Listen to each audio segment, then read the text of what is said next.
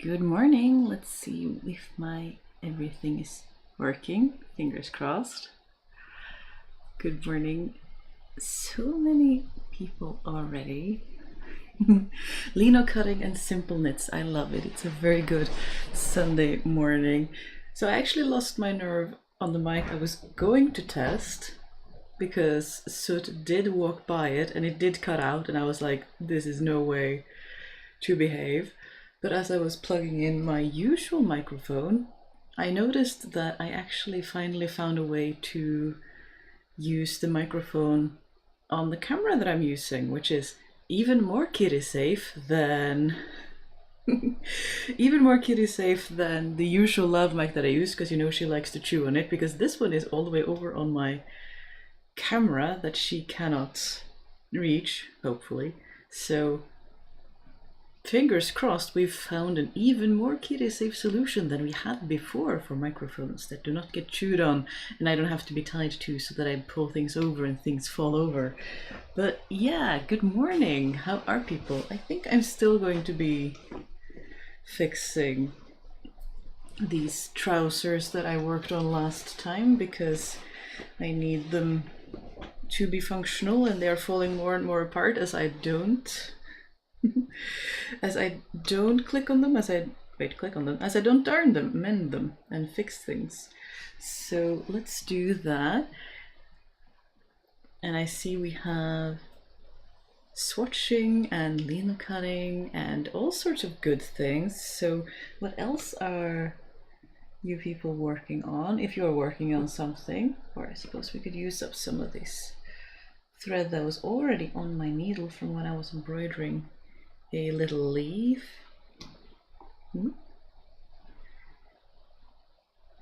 Are people having a good restful Sunday? And I don't even really want to show you, but I guess we are all about being transparent here. But I mean,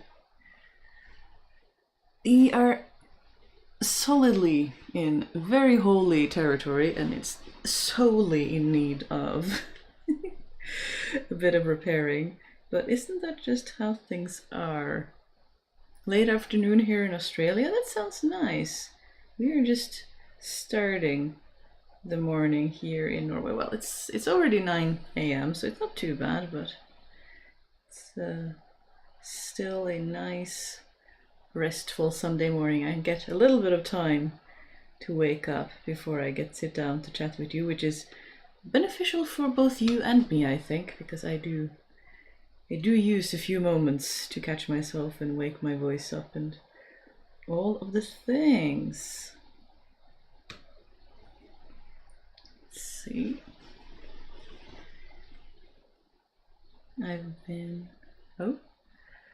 My knit is a one-color brioche headband. Oh, that sounds lovely. There's so many cool techniques that can keep us busy and fun and all of the things. Welcome from Finland. Welcome. We are having a nice chill morning, so it is a mending kind of day, but maybe you are working on something else. I've been enjoying a bit of Pratchett lately. I find that I go in waves when, like, I can read a lot of Pratchett in one go, and then I will get a little bit sort of tired of it because the stories get a little bit repetitive, but it's so fun once in a while to just read a couple of books in one go and enjoy that for a time. And I know that, like, Pratchett writes about many things because he experienced it, because he knows what it's like, you know, growing up rural and growing up that sort of working class poor that is not as poor as the poorest, but is still, you know, poor enough to that it's, and the ends meet, but they're sort of very fraying ends. They're sort of not quite, but still they're just about there. And I find that that is a way about writing about people that is so human, so there, and so very real in a way that people who haven't experienced it just can't know. Which is very refreshing. I was reading Feet of Clay because I was looking for a quote in one of the books, and they talked about, you know, a poor street where the main character comes from, as, you know, they're the proud kind of poor, where there's always soap, even if you might not have other things, but at least you have soap. And I can recognize a lot of those things from when we grew up. Like, there were a lot of things you couldn't afford, but there were some things that were just a given in a strange kind of way. One of your favorite authors? Yeah. So I love Pratchett's writing because no character in Pratchett's books are, you know, unnamed side characters, guard 1, guard 2 with no personality who just dies. Everyone is a person, and everyone has, you know, a background, they have stories to tell, they come from somewhere, and he is just so excellent at writing, so very human. Everyone, you know, you recognize where they're coming from and why they act the way they do, even if you maybe don't agree with them. And especially children, I find it so nice to find authors who really understand children. I mean, one of my favorite is the Tiffany Aching The Wintersmith series, and even though it's been a while since I was that age, you recognize a lot of the thought processes, because children aren't tiny adults. They don't think like adults. They think in a different way because they haven't had as many experiences and they're still growing up. And he captures that so excellently. And I think that is really, it's really refreshing and really nice to be reminded of that. But especially for me, the fact that everyone is a person. No one is just like evil and mean. Like, there's always something else going on, which I really, really enjoy.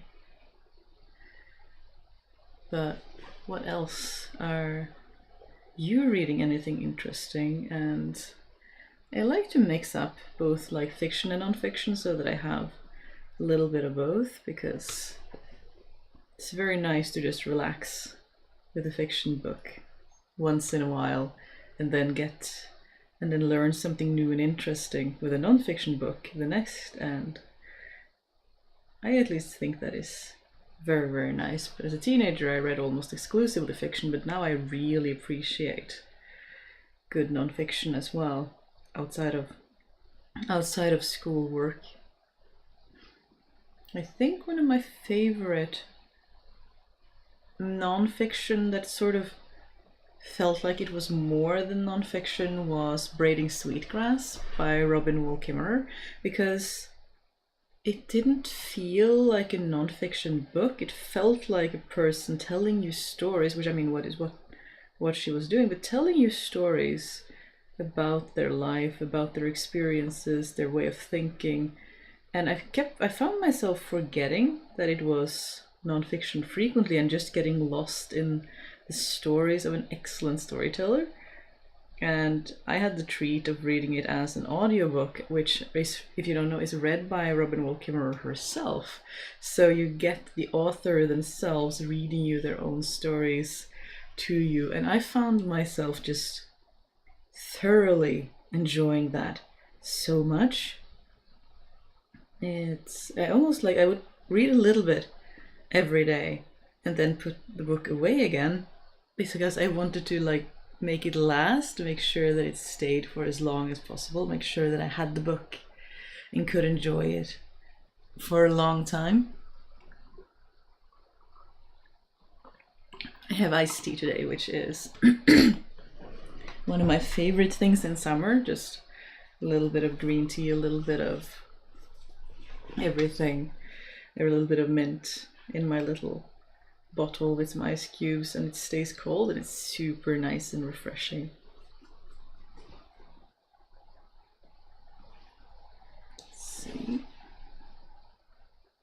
There, a touch of green, just because that was what was on the needle. I'm not very precious about these things. Maybe I should be, but if I have a thread already threaded and I'm just mending, then it seems like that is alright. Is the chat being difficult again? Because sometimes I find that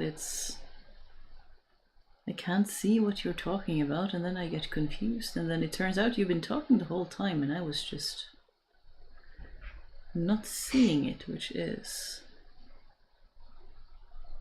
interesting.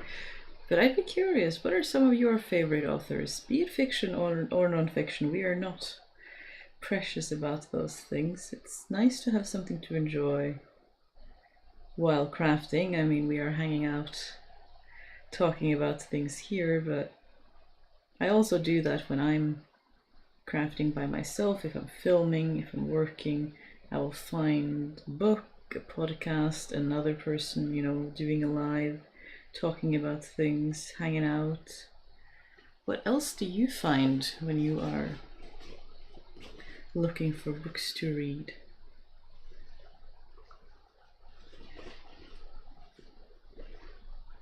I find one of the most difficult things when things are getting really worn out is that you're trying to mend it, but you need to mend it at a similar size to what it was before. That can get a bit challenging. Should I keep doing it in green? It was kind of nice with thick thread. And we're gonna have ads soon, so oops.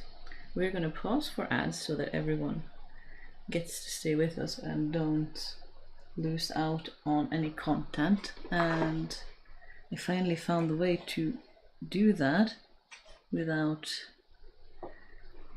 struggling too much. So don't worry, if you get ads, you won't miss anything. Let's see.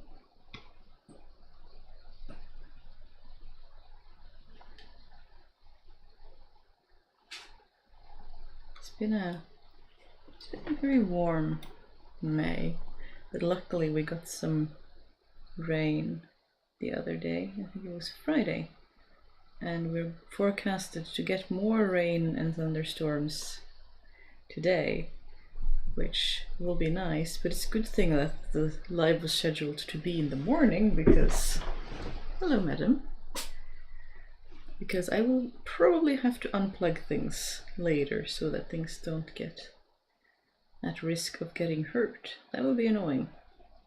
Then it would be difficult to do more lives later if everything just zaps itself and short circuits. This is the best.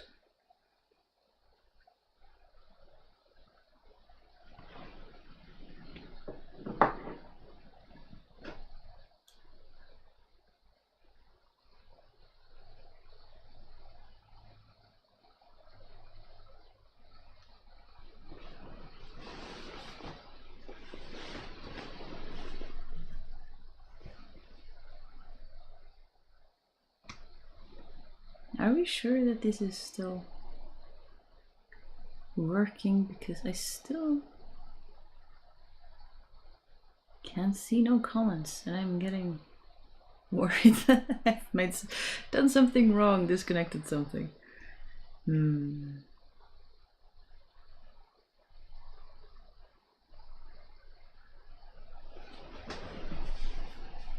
But anyway,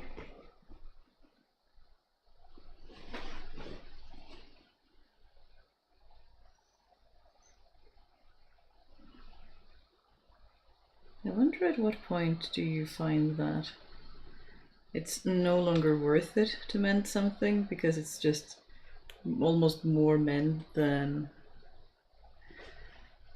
fabric left. One of my favorite authors is Kari Utrio, who has written historical books, mostly novels, but also a few about women's history in Europe. She's retired but writes interesting tidbits on Facebook. That sounds very interesting indeed. It's always very cool to hear about what people are doing and writing, and especially historical anecdotes, because people have so many different angles and takes and stuff. I can't see comments either after Carrie Randall. Yeah, maybe we were just being really quiet for a moment. I know it's morning here in Europe, but it's not morning everywhere, so somewhere someone is not as groggy and tired and slow as we are being at the moment. I don't see any comments. Well, now I see some comments at least, so it's probably just a quiet moment for a while. Scaring me for a moment, you know, all those fears of being interesting. But it's sharing a quiet moment is also just nice. I try to remind myself. Short ad over. We had a small bit of rain yesterday. Very welcome. It had been very dry on the west coast of Australia. Yeah, we had a really, really dry spring in Norway last year, like so bad that a lot of the corn, the wheat stunted, like the growth was really, really poor and the yield was really, really bad. So we were quite worried that we were going to have something similar again this year, which luckily, at least now we are getting some rain, and I'm very relieved, because you can't have too many of that kind of seasons in a row for things to get unsure as various grain stores start running low. So we don't want that. We do like the rain to keep the food and the corn and the trees growing. There was a year too, not too, like 2018, when it was so dry in summer that trees started losing their leaves mid-summer because they didn't have any more water. It was really bad. I hate that place in mending clothes wearing.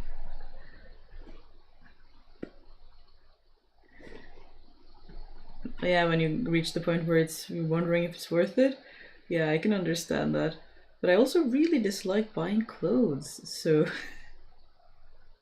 sometimes I've had it recently where I've had clothes that I put in the too destroyed to be mended pile, but after it's been there for a few years and I thoroughly still dislike buying clothes, I sometimes pull them out again and go, you know what?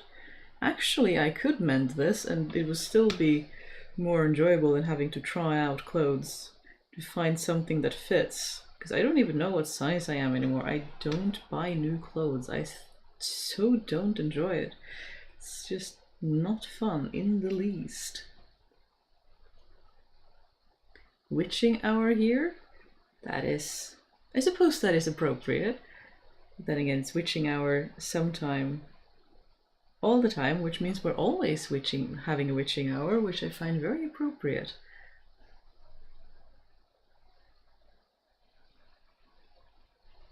It's the middle of the night here, technically morning, but hours before sunrise. Oh, that sounds nice. It's the nice and quiet time of the day when the birds are even getting a little bit quiet. I find at least here, I assume it's similar elsewhere, because different birds are active at different times of the day.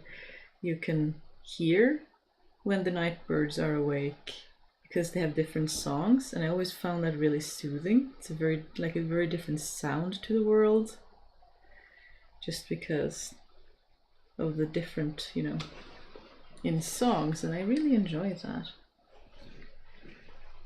Those nighttime walks when I was a student, just listening to the different bird songs. Super, super nice. I like to watch Critical Role and vlogs when knitting or spinning. Yeah, it's kind of, I always think about lives or long form content or various content that I'm watching as a sort of, it's company. It feels like company because people are talking, but it's not company that I have to respond to and think about and socialize with and take care of if I'm feeling tired and I don't really have the energy to be with friends. Then having friends on a screen feels very safe and low bar and still fills a bit of that social cup without asking anything of me in return, which I find very nice, because Yeah, sometimes even socializing with loved ones gets a bit much and you just want to hide away. But still has something in the background.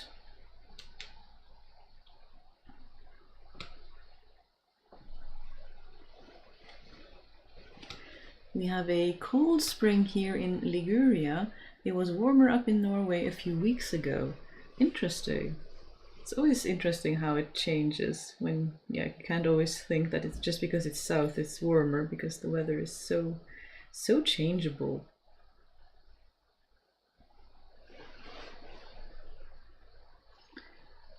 I probably don't have to buy any more clothes. I will just wear what I have, or I could do my stash, but I will probably buy new stuff. Yeah, I can hear that.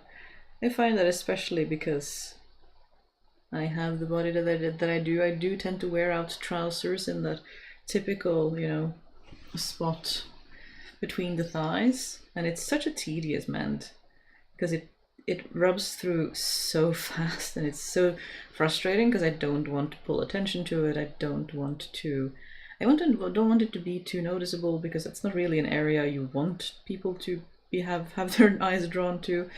And yet it's the mend that I do frequently just because that is how it is.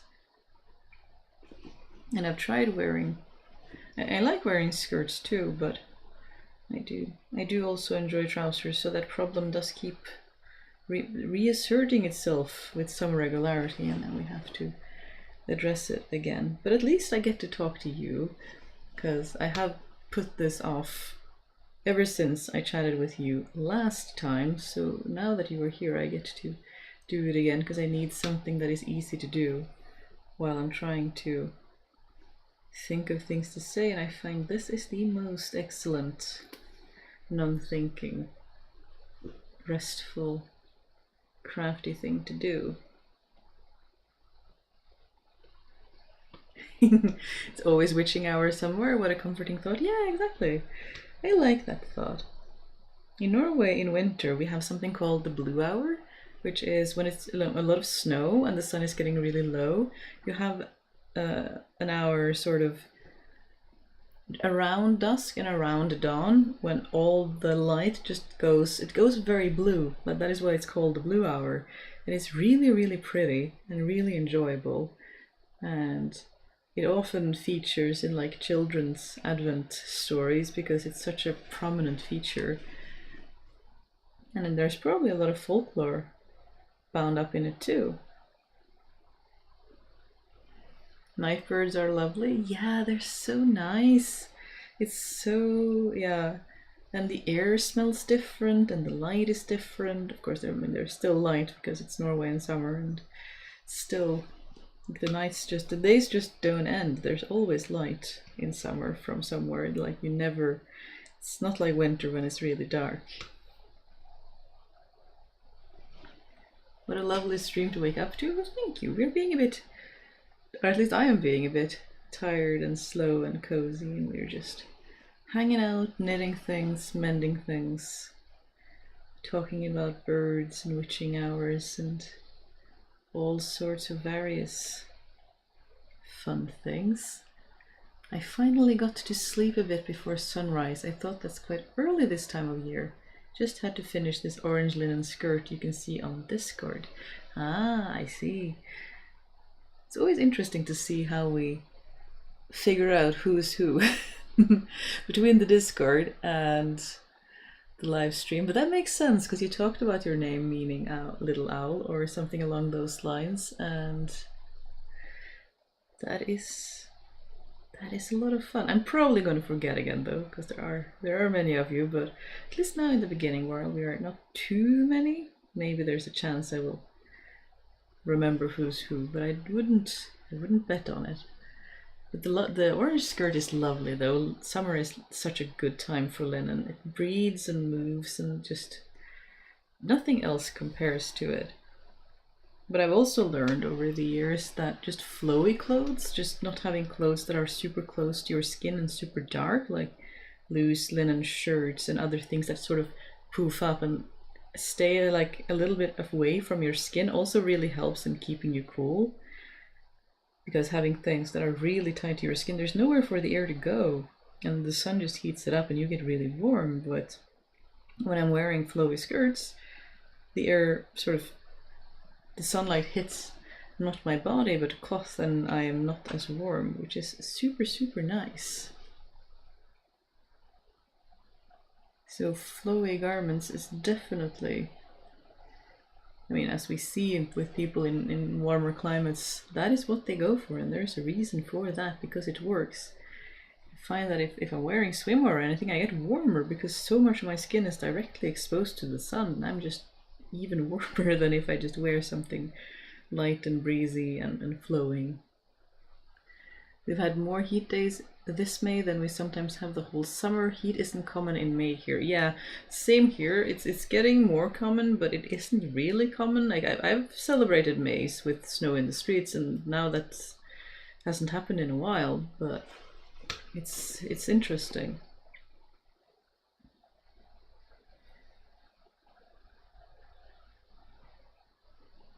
Stuff was supposed to be fabric. Pants are like that always on so many people. Yeah, I know a lot of people struggle with it, and it's a tedious mend, but at least it helps a couple of rounds before you need to mend them in that way again. But yeah, it's a lot of people find that to be a frustrating thing about trousers and leg coverings of various sorts, which I can wholeheartedly agree on. What is everyone else working on? Good question.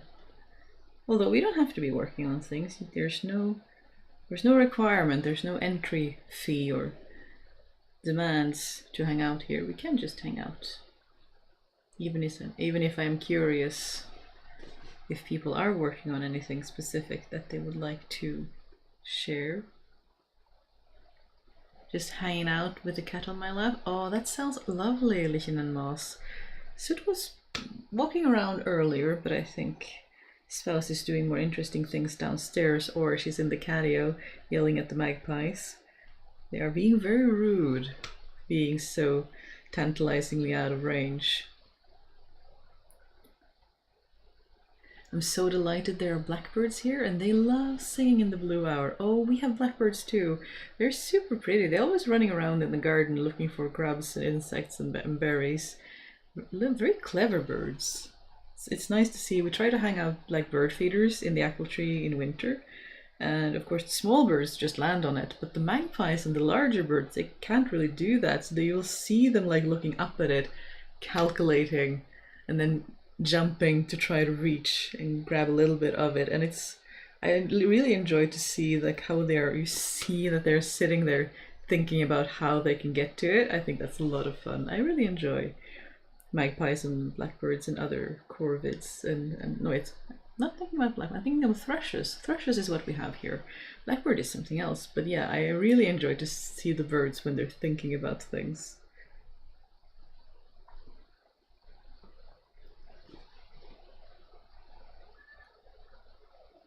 I haven't crafted in 2 weeks. I got a new puppy and it's such a handful. That's alright. Things happen in seasons. Things go up and down. I mean, I haven't mended or crafted or really done anything since I talked to you last, which is also over a week ago, so it's alright. You don't have to feel bad about it. It's, hello, madam. Did you bring your little toy gecko? But yeah, new pets are a handful, so it's alright that you don't have time to do it right now. Cat on lap always trumps making anything. Yeah, sometimes we can do both, but yeah, I do agree. Cat on lap is lovely and such a nice warm, like when they trust you, it's such a nice feeling to just have them just relax. So it will do this thing where she will, you know, start off fairly on top of you, and then she will melt more and more as she falls more and more asleep and knows that you are not actually going to move. It's super, super sweet. And then she just becomes this liquid lump of melting, snoozing cat that is just completely out of it. I love it.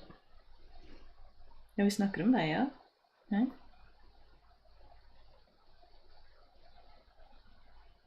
You're just gonna sit there and stare at me?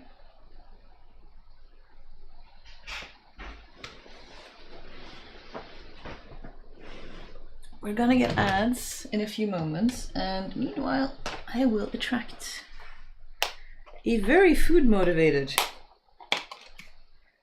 baby. We could have a couple. Oh, the other one is food motivated too. I hear little stomps. Hi.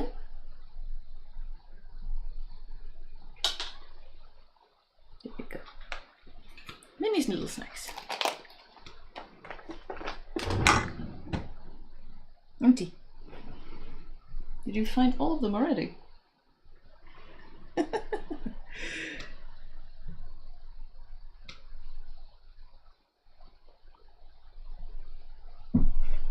Yeah, it never lasts long. It's just for snacks.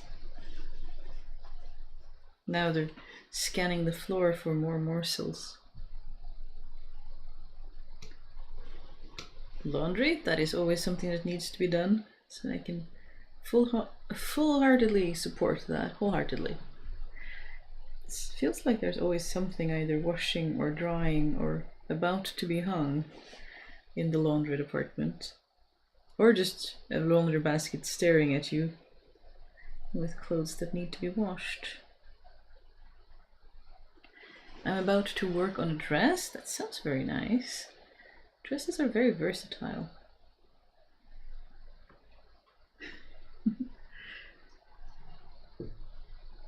I'm having tea and then I'll be working on my cross stitch.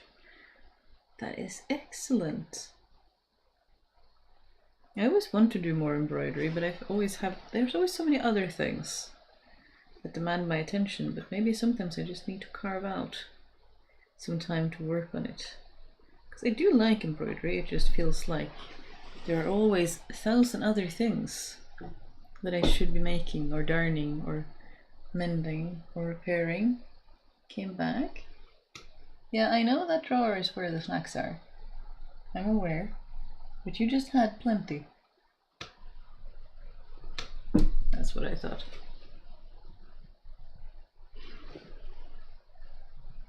I made a new drop spindle last night out of wood and air dry clay, but it's not quite dry enough to test it.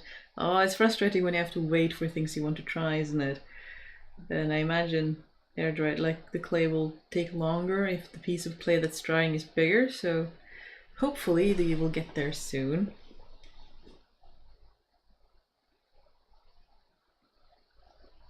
A lightweight shift type layer for wearing mostly under short dresses made of soft kerchief weight cotton. Oh, that sounds lovely. Having shifts and underdresses underneath is so nice, both in terms of like how airy it is and also how washable they are, because the underdresses are so much more washable than anything else. Let's see. I should make more shifts and dresses like it because they are so versatile and useful.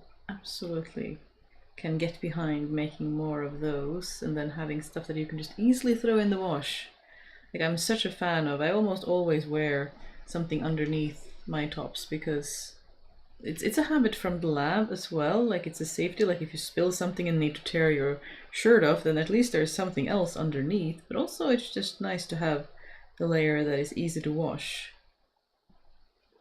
and doesn't really need to be in pristine shape because it's always underneath other clothes. And yeah, those things, they rarely even make it to the mending pile. I just wear them to death until there's nothing left of them. Maybe I should mend them a little bit more, maybe they would last a little longer, but I have had them for many years already, and I suspect I shall get many more years use of them, even with being so hard on them. You make beautiful embroidery? Well, thank you. I enjoy embroidering. It's a very nice creative pursuit. I'm not very fond of very rigid things where I have to draw a lot of lines beforehand. I like to just get stuck into it straight away, but there is so much fun stuff we can do with embroidery. I'm cutting the background books of a little print of a Budgeriar undulate. I'm working on from a photo I took years ago of one of my birds flying around freely and resting on a bookshelf. It sounds really nice. I'm not familiar with lino cuts and that kind of stuff at all, so that sounds really, really cool. It's so nice to have so many people doing so many different things.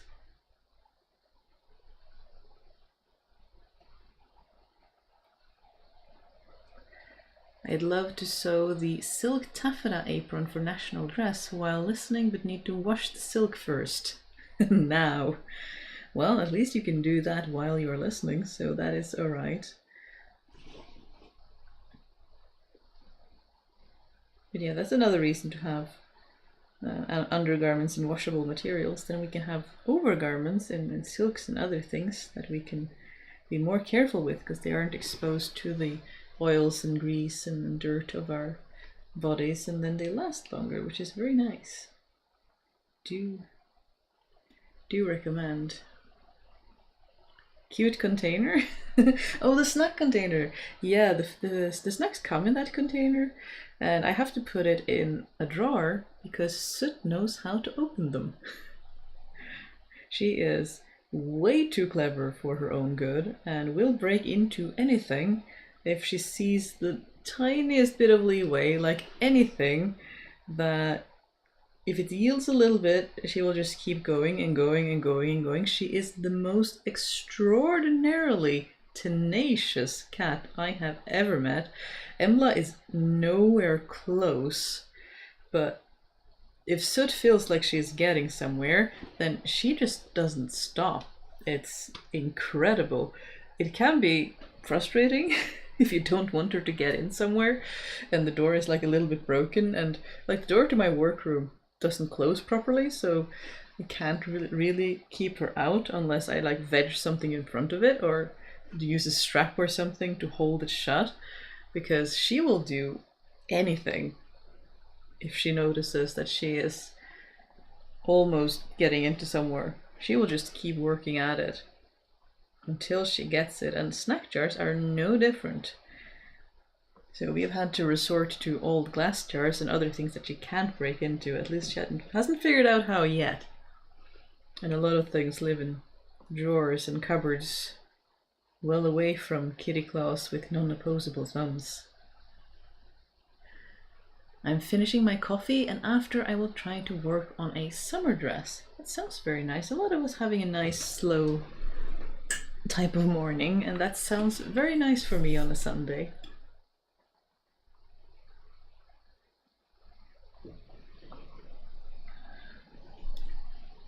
Hello, I'm sewing a hooded cardigan to wear around the house.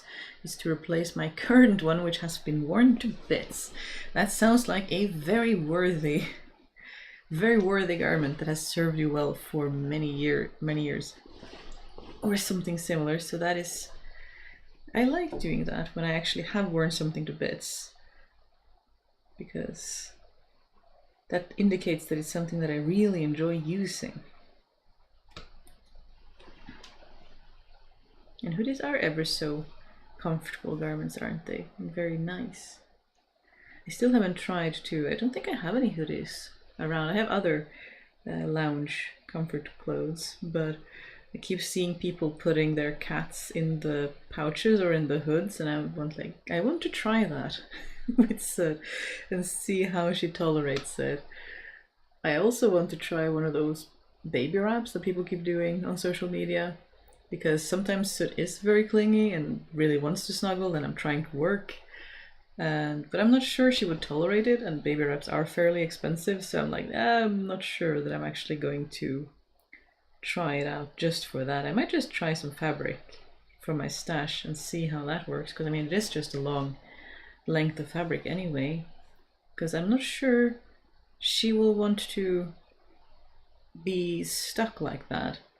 She is very wriggly, so I will have to test and see if she accepts it. Could be very cute if she did, but I'm not sure that, I'm not confident that she will.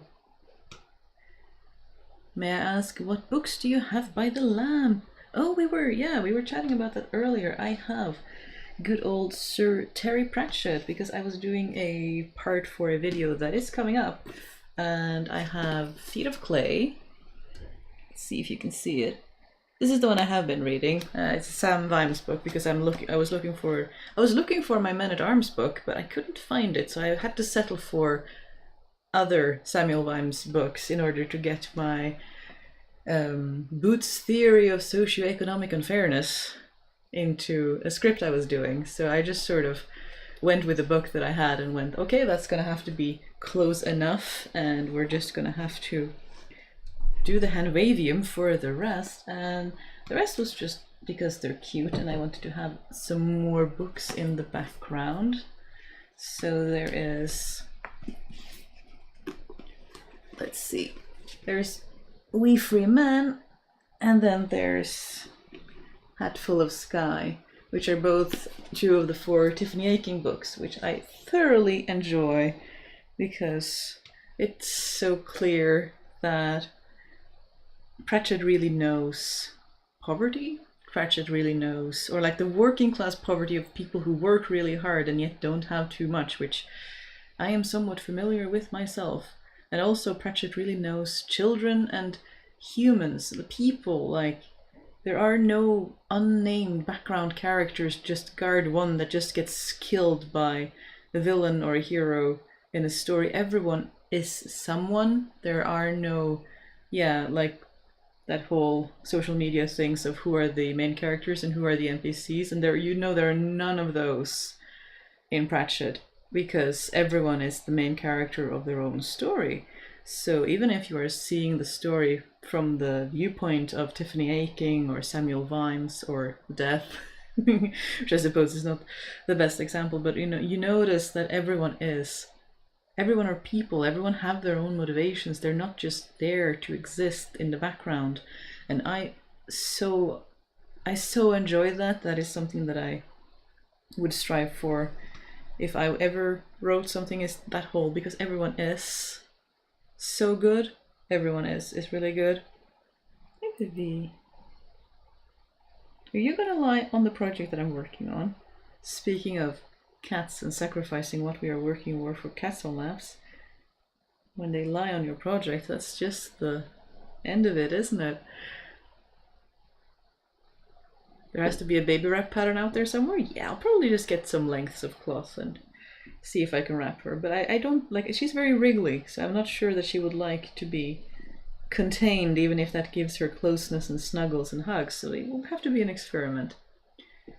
Reaper Man is my favorite of Pratchett's. Yeah, that is also a really good one. I really enjoy all the different ones with Death, but Tiffany Aching was just, they're so good, they're so human, they're so, this is, you can tell from the writing that this is a person who's curious about people, who likes people, who understands different motivations and how one action can have enormously good intentions and yet be seen as something completely different by people around them. And you understand both sides of the story because you see it when they talk about it, when people start fighting. You see very easily how that is how they interpreted that, even though they had completely different intentions. And it's just, there's so much, like, there's so much good writing in Pratchett's books. I really enjoy that, treating everyone as humans and no one as just a background character who's there to die.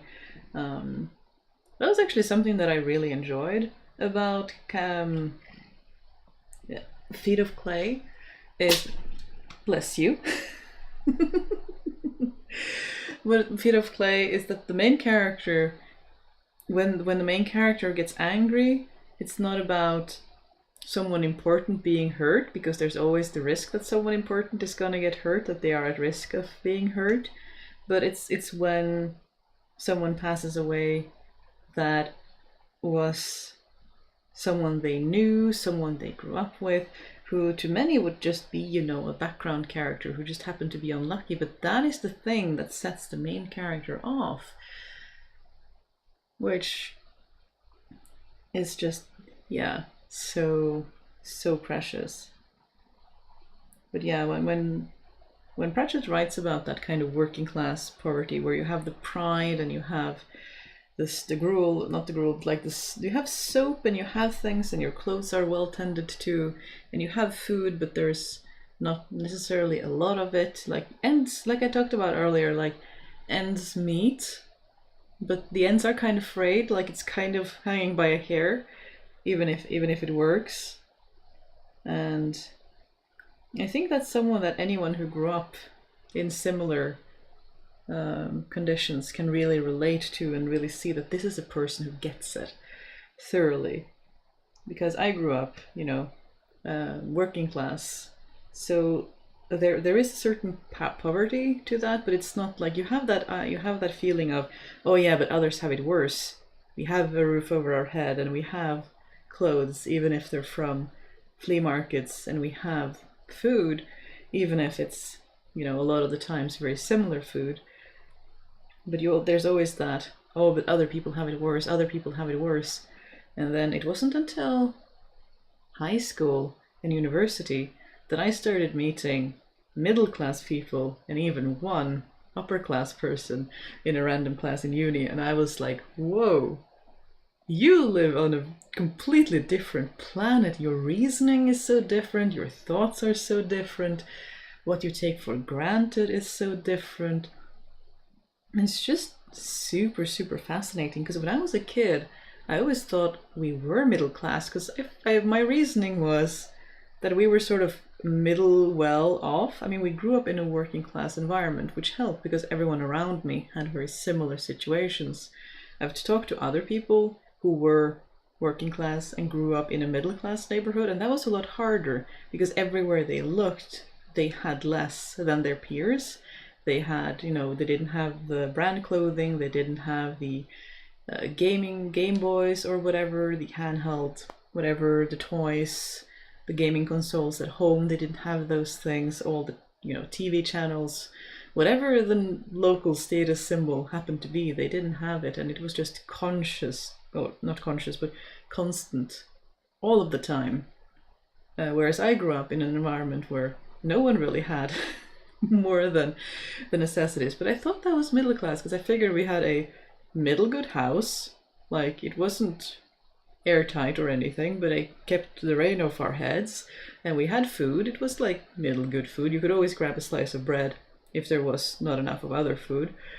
And we had things, but they were sort of middle of the road. To my childish, I mean, to wealthy people it would be the bottom of the barrel, but to me, looking around me, it was kind of middle. So I thought I was middle class until I met someone middle class in high school, and I was like, oh, this is very different. Anyway, we are getting ads, so we will have a little bit of a break, but don't worry, you don't miss anything except kitty snuggles, although you're kind of missing out on that anyway since she's snoozing on my lap. And you can't really see her. Right?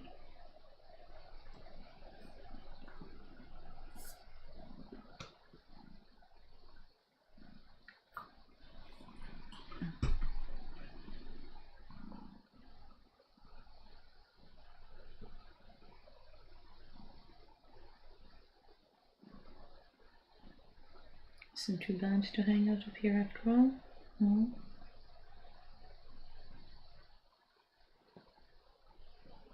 I'm not sure I'll get to mend my trousers much more today.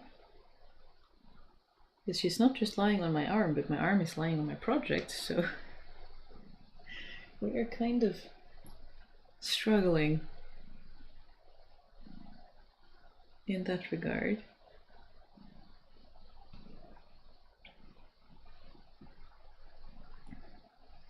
Yeah.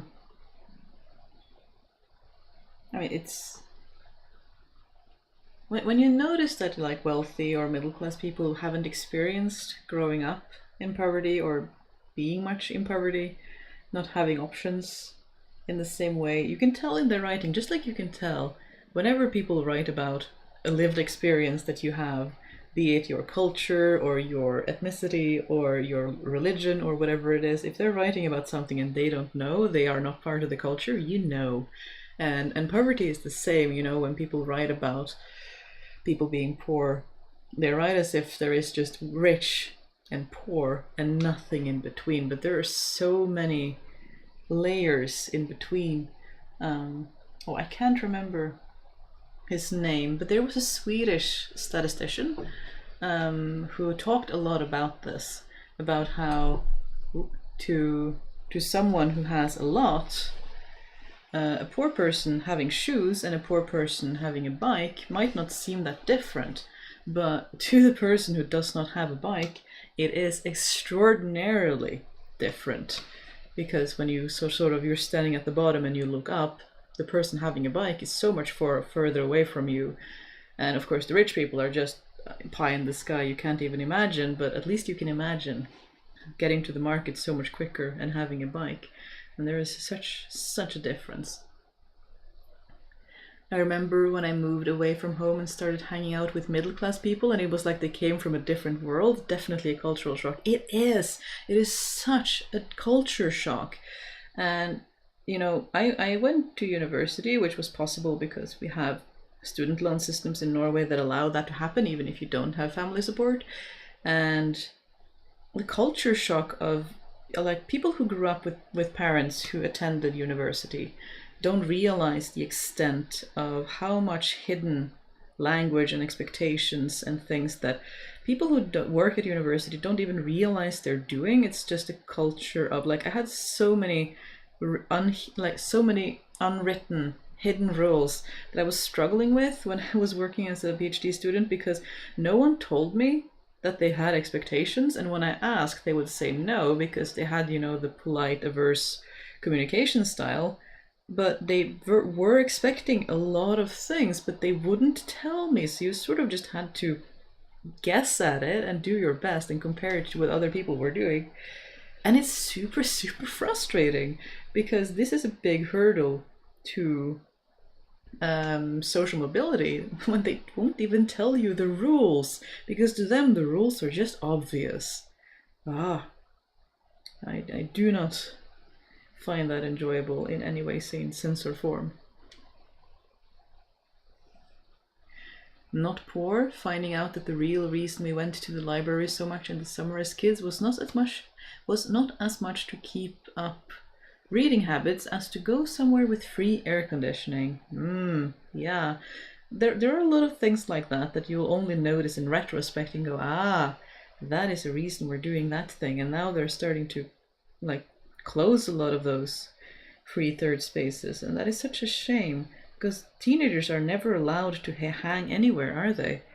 They're always like a menace wherever they hang, which seems to be something that is true throughout history. Like teenagers hanging on a corner of a village doing their spinning or their lace making or whatever were still given sideways glances even though they were working, because apparently teenagers are always suspicious, which is it wears on you. Like, where are you supposed to be if you're not allowed to be anywhere? But yeah, free air conditioning was definitely a nice perk to going to like shopping centers and libraries and different things. But I couldn't go. We had two different libraries, like a small city that was not too far away, and a larger city that was a little bit more distance in the completely opposite direction. And I had a bus pass. And sometimes if I had saved up pocket money, I could, because we lived far enough away from school that I got a bus pass that had 2 trips on it each day, so that, you know, you went to school and back. And sometimes I had the money that I could go from school and to the bigger city and to the library and then pay for that single bus fare back home. But I could never borrow the comics from the library. I was always sad. I never managed to read Sandman by Neil Gaiman, because comics only had 1 week where you were allowed to borrow them because they were so popular. Everybody wanted to borrow them, but I couldn't get to the library every week. So I would read it while I was there. I would read little snippets, and then I would take different books and bring home with me, because they had 4 weeks, and I could generally get to the library within the 3 to 4 week time frame. But I never borrowed comics or movies, because that was just too much of risk. I was too afraid that I wouldn't be able to get to the library in time to give them back. 'Cause 1 week was just too short of a window. We were never poor, but we read so much that no way could we buy that many books. I still have a wall full of bookshelves. Yeah, we have that too. I really enjoy.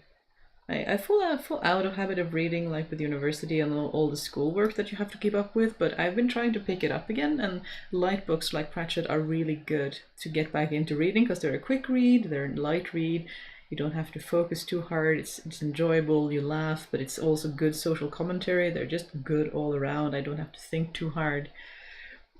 But yeah, my partner got me a Kindle at one point, which, you know, Amazon and all the problems there, but I really enjoyed, if we were traveling, that I could have one book-sized or not even book-sized thing just in my backpack with tens and hundreds of unread book on them, and you could like wait for offers and get stuff for free and find many good deals and just fill up the whole thing with many different things. And then if I was traveling and I finished a book, usually that would be the end of it, because usually I would only pack a book or two with me when traveling, but now I could just pick up something else, and it was amazing.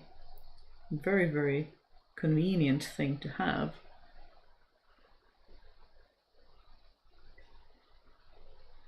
The big difference for me was summer vacations. Some kids were spending time at their grandparents' home, free childcare, and others were going overseas or to summer camps.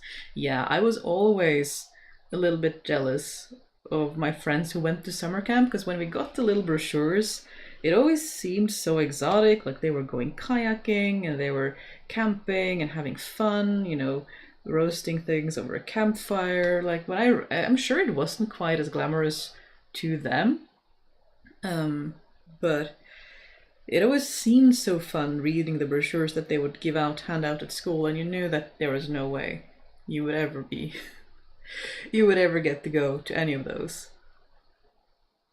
But we did get.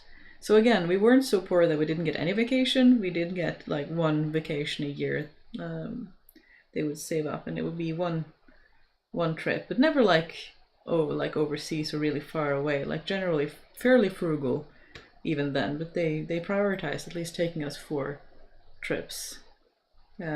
One trip in summer, but it was never like some other kids who would go for, you know, winter holiday and Easter holiday and Christmas holidays and summer holidays, like they would go for several trips a year. No. One holiday each year, and generally they were nice, and they were saved up for, and they were important, but it was nothing compared to some other children who would go for more than one trip a year. So again, I still feel lucky, because again, we weren't that poor that there was no holiday. But there was a lot of time spent at home reading or running around in the forests, or generally looking after yourself. Time to start dinner. Have a good time for the rest of the live. Well, thank you for being here, and enjoy. I hope you have good time with that, and maybe we will see you at a later time. You are talking about Hans Rosling. Yes, thank you. That is the name. Reading his book Factfulness just now. It's such a good communicator. I mean, I know he passed away some years ago, but watching his TED Talks, his not lives, but like his speeches, his lectures, such an animated, and you know, you could tell that he really cares about his work, his job, about removing a lot of these stereotypes, misconceptions that a lot of people just take for granted. And yeah, such a really passionate person, really trying to show people that what they think about the world is not necessarily how the world is. But yeah, the thing they talk about how if you are wealthy and you look down at sort of poor people, not that you're looking down on them, but that you're looking at them because you're so far up the income scale comparatively, and you look down at people who don't make a lot, you don't see a big difference because they're all so far below in terms of income. So they all look very similar to you. But if you are that poor person who is like between the wealthier person and the poorer person, you definitely see a very big difference between the person who's richer than you and the person who is even worse off than you.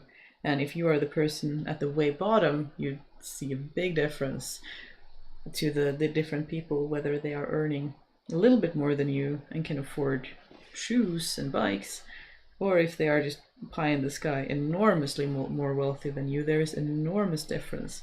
And you probably can't dream of the things that the super wealthy person has, because that just isn't very realistic. Like, it's too far away from what you have and what you are. But you can dream about the people a little further up from you. Like, you can dream about having a bike, and that seems more attainable, but it's different. Like, one thing is that I don't really want people, like, I don't want to be rich, because usually being rich indicates that other people have to be poor by comparison. Like, I would rather everyone were middle off. Like, if everyone could get to a point where everyone is comfortable but no one is rich, that seems so much better to me than some people being rich and some people being poor, although that is how we have structured our worlds. But I don't really want to. I don't want to do that. And again, I don't really have the brain for that to seem realistic. It's too far away from what I'm used to. I just want to be comfortable. I just want to be safe. I just want to have, to know that I can predictably pay my bills and have a little bit of savings on the side. That would be sufficient. I don't need more than that. And I don't really want that much more than that either. Factfulness is a wonderful book. It changed how I view the world. Ooh, I might need to pick that up then, or at least putting on my reading list, because I really enjoy Hans Rosling's lectures. I really enjoyed listening to him, because again, he's such a passionate person that it's just so easy to get why he cares about the stuff that he does, and it's really enjoyable, so I might want to pick that up. George Orwell had a lot to say about genteel poverty in his book Keep the Asphidstra Flying.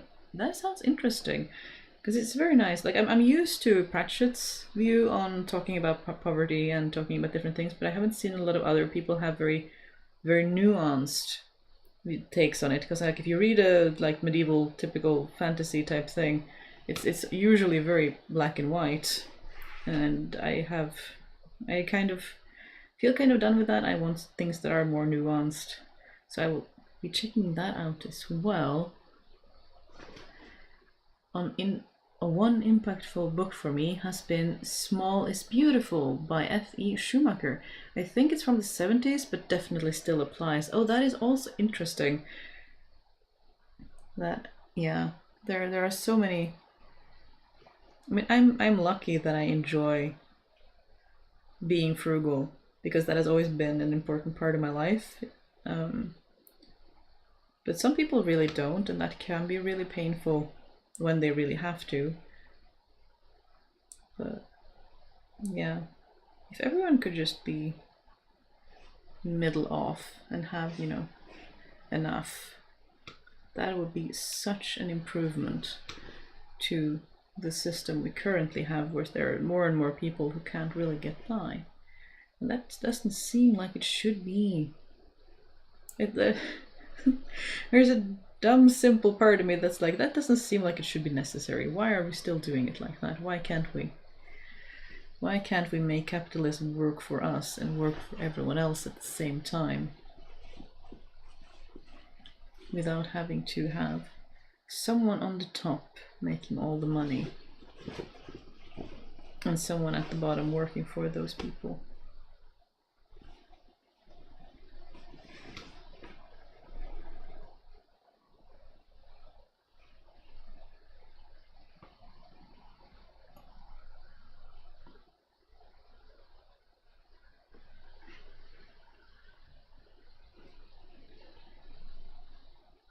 Yeah, if you do tablet weaving and you do thin yarn, or like you have plant dyed yarns or other things that you enjoy and you don't want to throw away, it seems like a waste. This is a silk weft that I did for a project. I saved them in my embroidery box and I use them for that, because the lengths are perfect. I can't weave with them, but I can definitely do other things with them. Time for me to see about sleeping. I'll probably stay a few more minutes, but I'm leaving soon. Thank you for a lovely chat. Hope everyone has a good day, night. Well, have a good night, Catherine. I hope you get to sleep and sleep well. It's always... We are having some very warm nights here, and it's getting hard to sleep even with windows open and trying to get as much air through as possible. And hopefully that is not as problematic for you.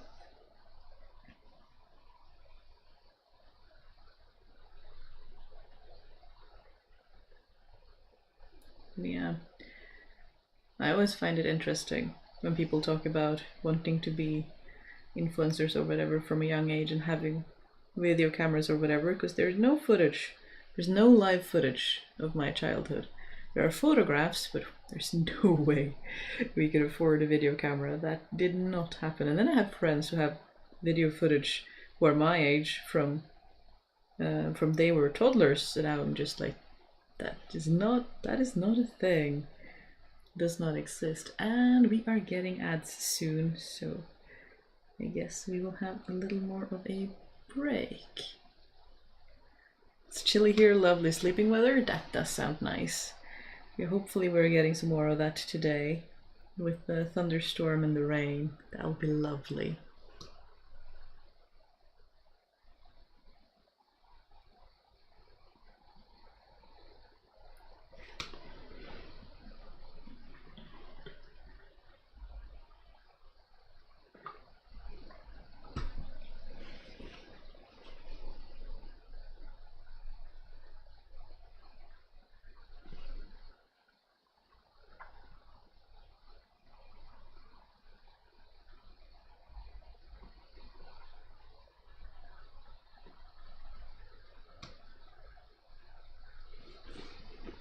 Anyway, knowing that the microphone on the camera is working will make things so much easier, and I don't have to unwind the lav mic every time, which is very nice. And without having to buy anything new. Sometimes you feel like you have to, but I do enjoy it when I don't have to buy new things just for a single purpose. So I am the same with my kitchen. I don't like single purpose items. I find they just take up space in the drawers most of the time. There's so many things you can do with a knife and a cutting board. The joke about how the most problematic thing with the garlic crusher is that it takes so long to wash.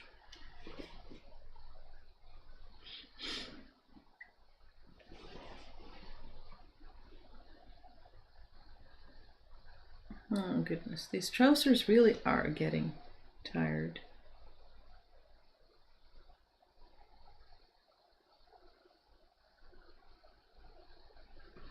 But they will service for some more weeks.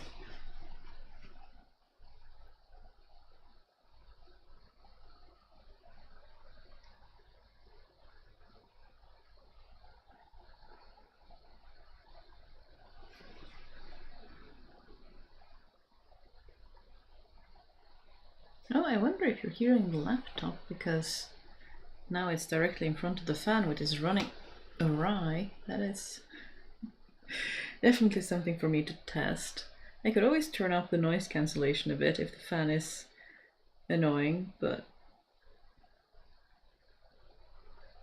there are so many knobs and buttons with this. Even if it's nice to not have to edit the video, we can just sit and chat, which is rare, but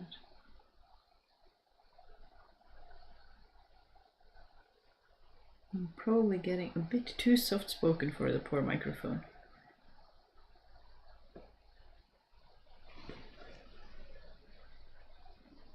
But Factfulness is definitely something I want to check out, and all the other book recommendations. I should write them down somewhere.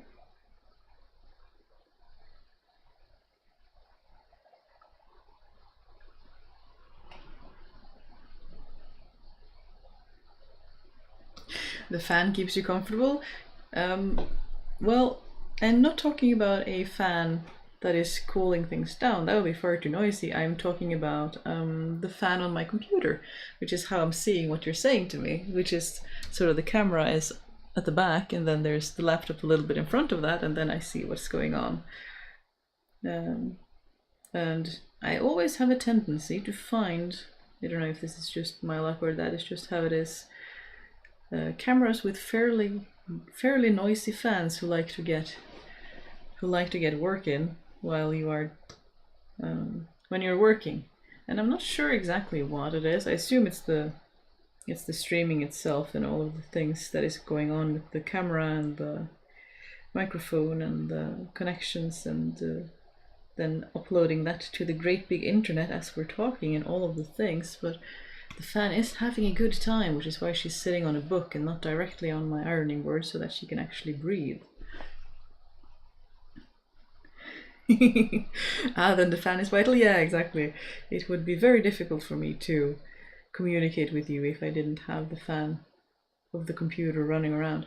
But I do wonder, because that was a thing that they claimed was possible to do with the camera, is that it's supposed to be able to stream directly to YouTube without the laptop in between. I'm not exactly sure how that works, because the camera doesn't have access to the internet, so I would have to check out. Maybe it goes through the phone and an app. Maybe I should check that. Maybe we could take streaming on the road. But that might be just far too noisy. But there is something a little bit charming about that, but I'm not sure how realistic it would be with all of the noise of the road and unpredictability. It starts getting light about 4 a.m. here. As a night owl, I really struggle. Does anyone else here relate? I can't get enough dark, quiet time. Oh, I can relate to that. It can be very difficult to sleep when it's very, very light. I don't know about where you are, but I do use a sleeping mask actually to help me sleep. I didn't used to. I used to just sleep just used to the light and have dark curtains, but I started doing that and it helps so much. I sleep so much better in summer when I have that, and I know that if we ever get like a house of our own, I will be investing in proper blackout curtains so that when I need to and the migraine is pressing, I will be able to actually make it dark when I need it, and not just when the seasons deem it appropriate that it be so. But light can definitely be challenging when it's everywhere and it's very bright and it's, you can't really get away from it. So I do enjoy cool basement and some dark, quiet time just on the whole. Being able to choose which sensory input you want to deal with at any one moment is very valuable in terms of getting overwhelmed and different things. Going on the road and mending torn flags would be an adventure, I suppose. That could be interesting, but there are many different things we can do. It would be so much easier if I had a friend over or anything, or if I visited someone, fellow colleague in the YouTube space or something like that, if I could just do that, because being able to bring just a phone and a camera would be so much lighter than the whole setup with the laptop and everything. But that is, who knows? Maybe I should look into that. Maybe it's cool to at least know if it's an option, if it is even realistic, or if it's just not something that actually works. Because sometimes the feature is there technically, but is it actually functioning to the level that you've come to expect and really want? I have a velvet and flannel cloth I put over my eyes when the light is too much. It drapes gently and doesn't squeeze. As masks squeeze me. Ah yeah, I can see that. But yeah, similar to that kind of stuff. So like something over the eyes that actually blocks out the light, I find super, super helpful when it's super bright in summer, or it's just in the middle of the day and I have a migraine and I need to get away from the light. Then masks and dark rooms are just so vital to feeling better. So it doesn't even have to be night owl. It can be any reason that you need some darkness. It's completely valid. The animals hear the birds and start advocating for breakfast earlier and earlier. Fair. Yeah. Yeah, we don't have to deal with that with the cats, because we buy a lot of enrichment toys and we fill those toys with food. There's this tower especially that they have a love-hate relationship, because it fits the bill of what we want, which is it's easy for us to fill but difficult for the cats to get stuff out. So it's a tower with like 3 different levels, and you fill the top level and they have to go in with their paws in like a lot of different holes on the side and like push things down into through the different levels, and then finally out into the bowl where they can eat it. And in that way they don't scream for food unless the tower is empty, because they can always go there and get it if they want. And it's easy for people if they're watching our cats, because they don't have to come by at very specific times. And the cats always have access to food without growing overweight, because that was a problem with Soot, that before we got little Ambla, that she was getting a little bit on the side where we wanted to keep an eye on her health, just for her own sake. So the tower, and we also have like little balls that you just fill with treats, and there's a little hole and they whack it around the kitchen floor. And it can be frustrating because they often leave piles of food around, or like small food, but it's I feel like it's worth it, because it makes it easier for them to feed themselves without having access to too much food all the time.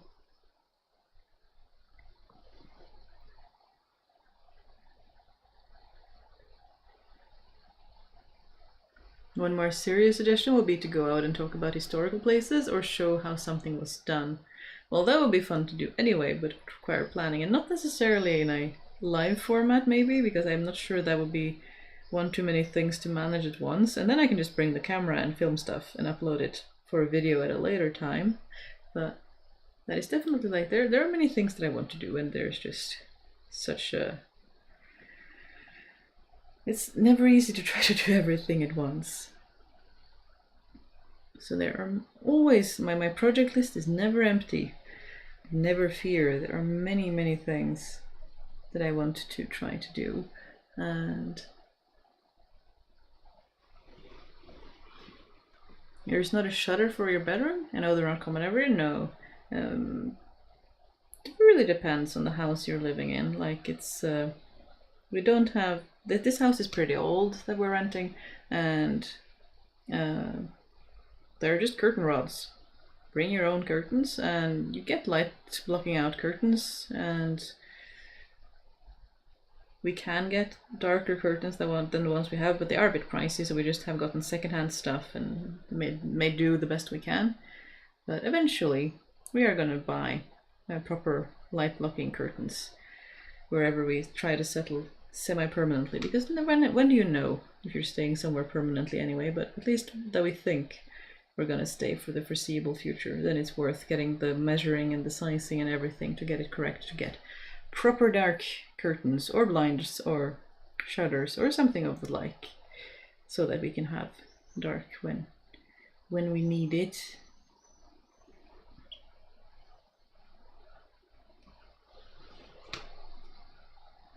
I have side curtains that are light blocking.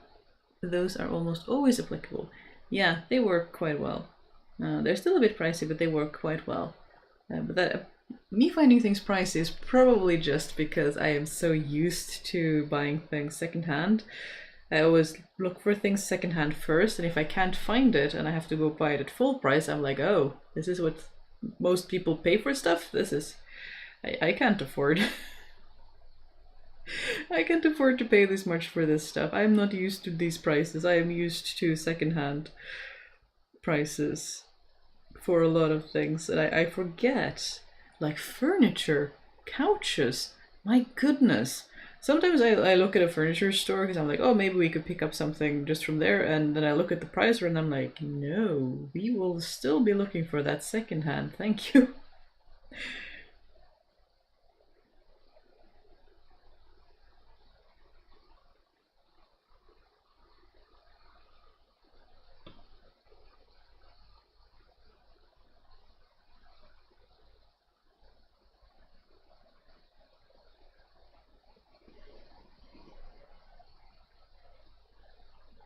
Why does mending always take so long? It's been an hour and a half, and we're still just covering up holes and trying to make sure it doesn't fray further.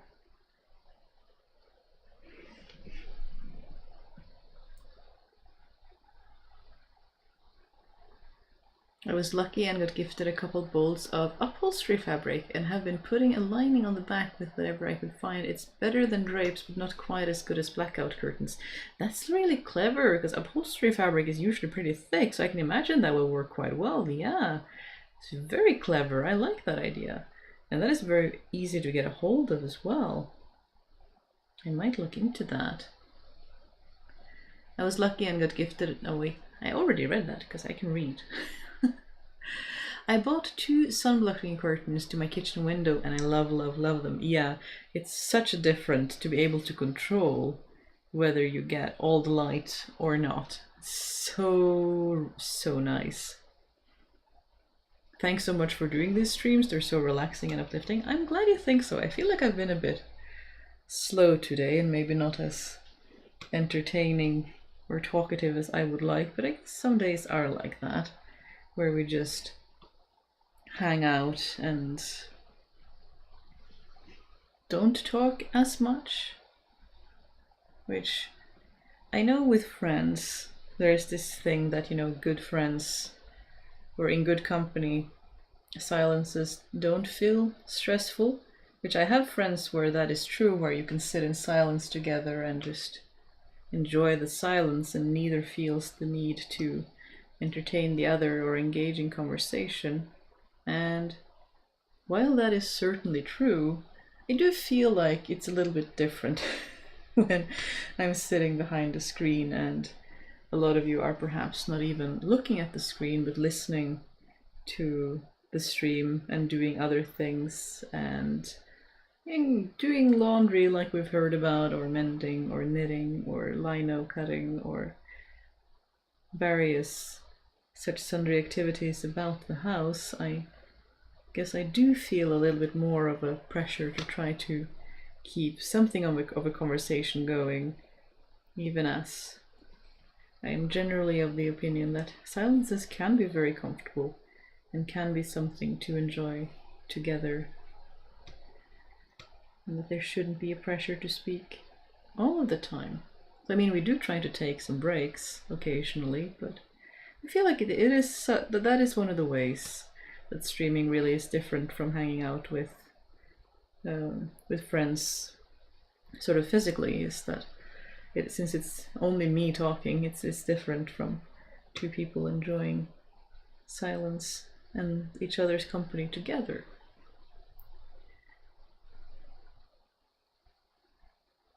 There's a very strong feeling of, for that price, I'd rather learn to make it myself. That leads to too many projects. I feel called out. I'm not sure.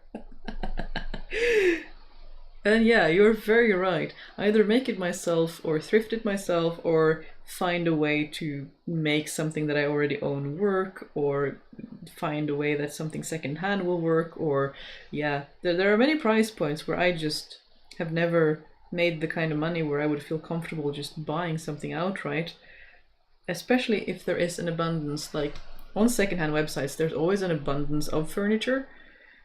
It might not be the dream couch, but it'll be very nice. And like as soon as you go away from free and start paying a little bit for couches and stuff, they are generally in very good condition in these parts. So I've never really seen the need to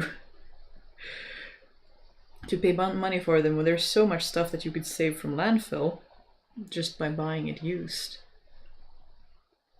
And we are getting ads again, so I guess we are getting a little silence break, whether we want one or not. Good practice for me as well. Silence is okay in smaller amounts.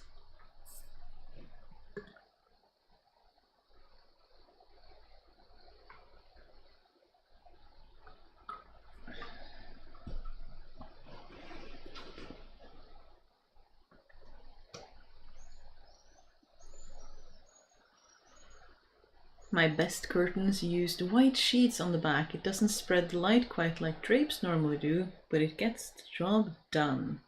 Yeah, I actually put we had this beautiful dark green, again thrifted, velvet curtains for the bedroom, and they're beautiful. They keep the light out quite well because velvet is quite thick, but they're dark green, which means they absorb quite a lot of sunlight during the day, and the bedroom would get really warm. And then we would just hang.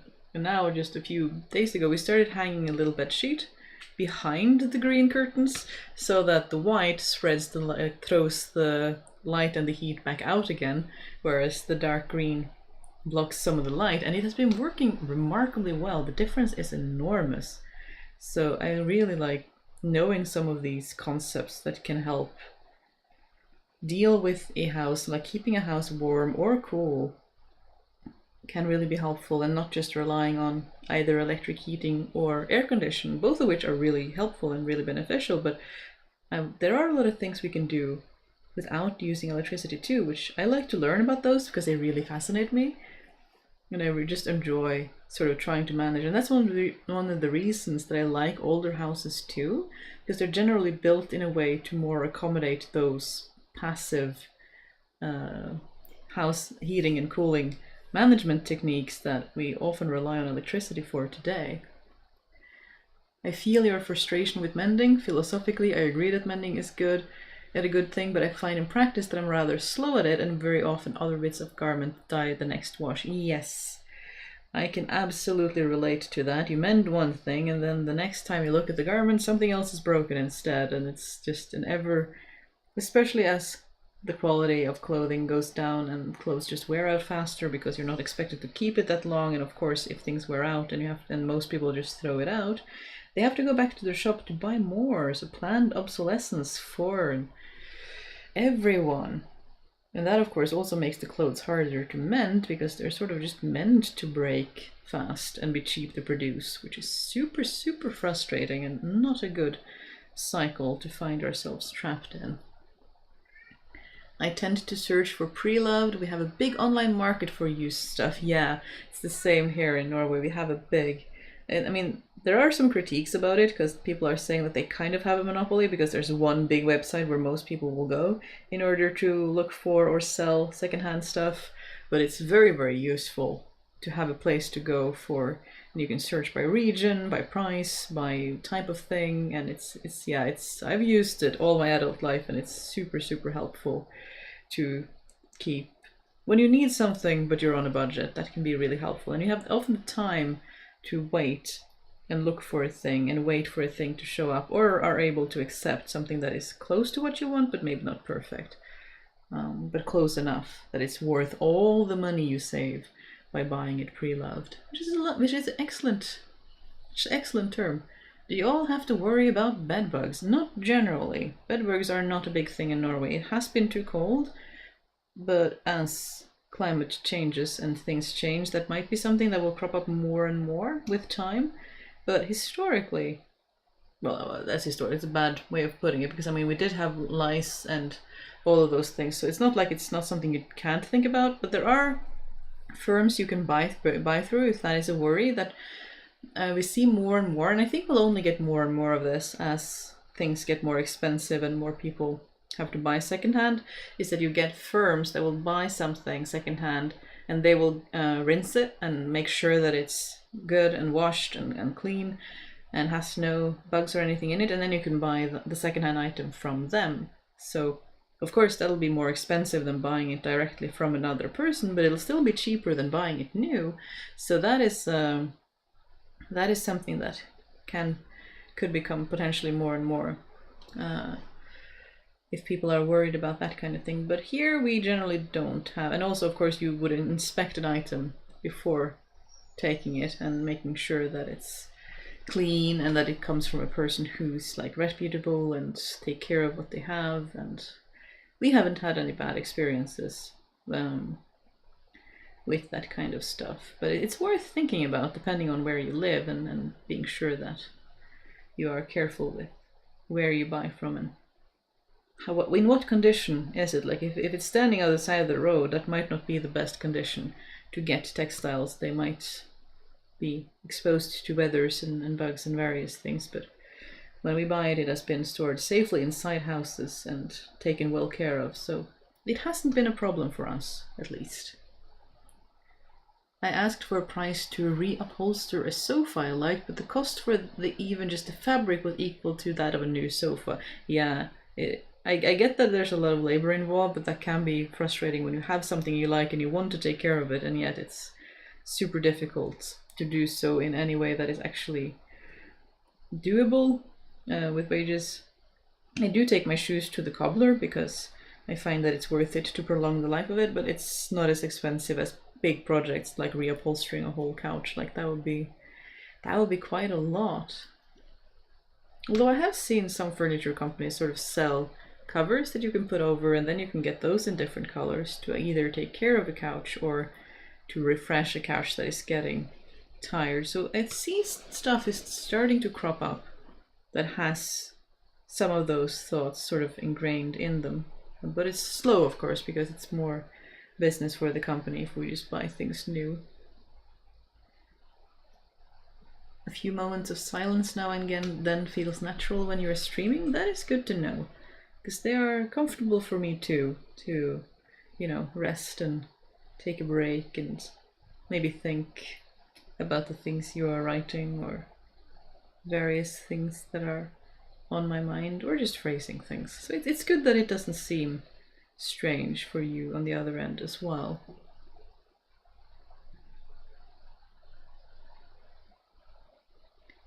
Here, having a sofa outside in winter long enough takes care of bedbugs. Yeah, that is also a good thing. Here, when we get like minus, like I usually say double digits, so from -10 to -15, -20, thereabouts Celsius, which is well below freezing.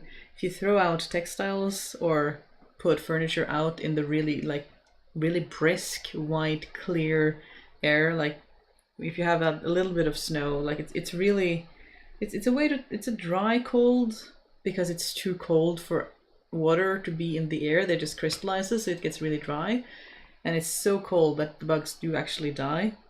So that is also a good point, that doing, especially that Finnish tradition of putting wool and rugs and carpets out in fresh snow when it's really cold, really good for making sure that you don't get bugs in various things, which is something I really want to get better at doing. And I will look at the weather and wonder if it's the right time, and then by the time I thought through, the weather is gone and I'm like, no, I forgot it again.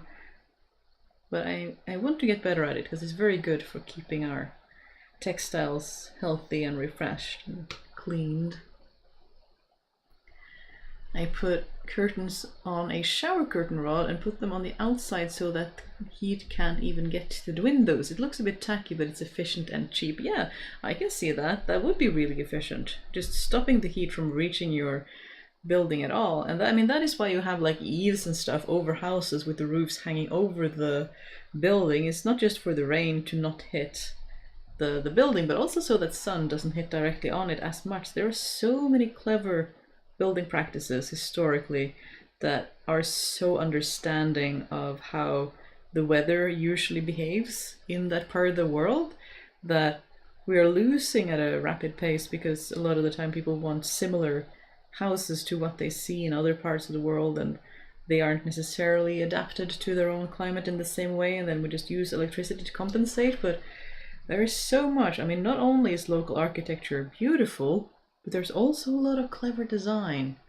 in it that keeps either heat out or, heat in, or whatever weather events you're used to accommodated. There's so many things that we don't give as much credit as perhaps they are due, because it's just sort of old people houses. There's more to them than that.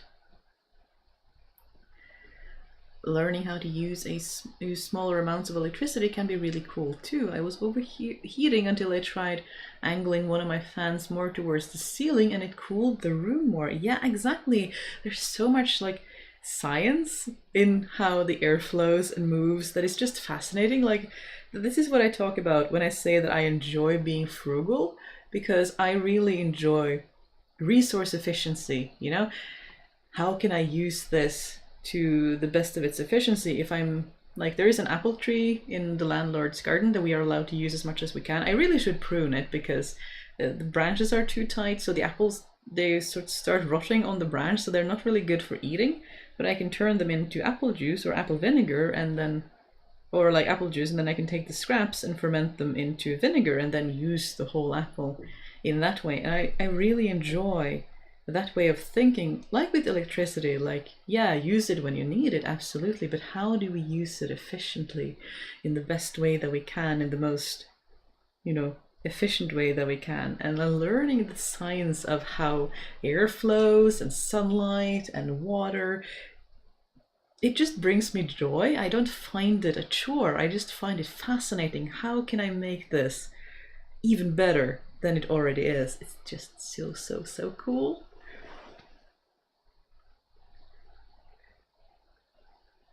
That's clever if you have your own low house. Yeah, that is a challenge if you're renting, that you often have.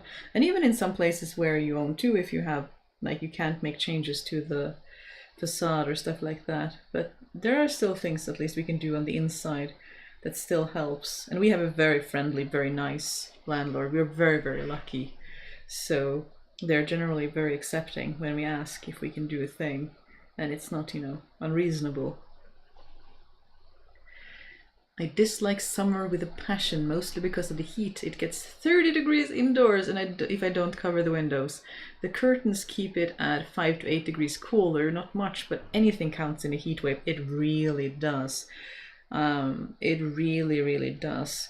We do have an air condition that we bought, again, secondhand, that someone was getting rid of, because spouse again really struggles in the heat. I also struggle in the heat, but they struggle a lot more, so it's both a comfort and a health thing for a night's sleep. But we try to not start it as much as possible. Like, we try to wait as long as possible until it truly is a heat wave and it's really warm. So we've been able to get through with opening the windows and making sure there's through the rafts and eating more ice lollies and that kind of thing. But it's heat can be really insidious, can't it? Because at least with cold can also kill. Like, really freezing temperatures can be really dangerous for homeless people and vulnerable people and people who maybe can't afford a lot of electricity. But provided everyone had their basic needs covered, at least you can put more clothes on and fire in the fireplace, or have more wool or something.